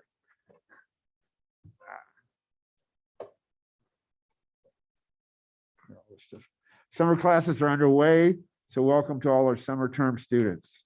Enrollment is now open for fall 2023 semesters, and fall is free at the Peralta Colleges. Please visit www.peralta.edu to start enrollment process. 3, the Peralta Community College District will be closed Tuesday, July 4th, 2023 in observance of Independence Day. Thank you, VP Quinlan. And with that, we are adjourned. Thank you very much, everyone.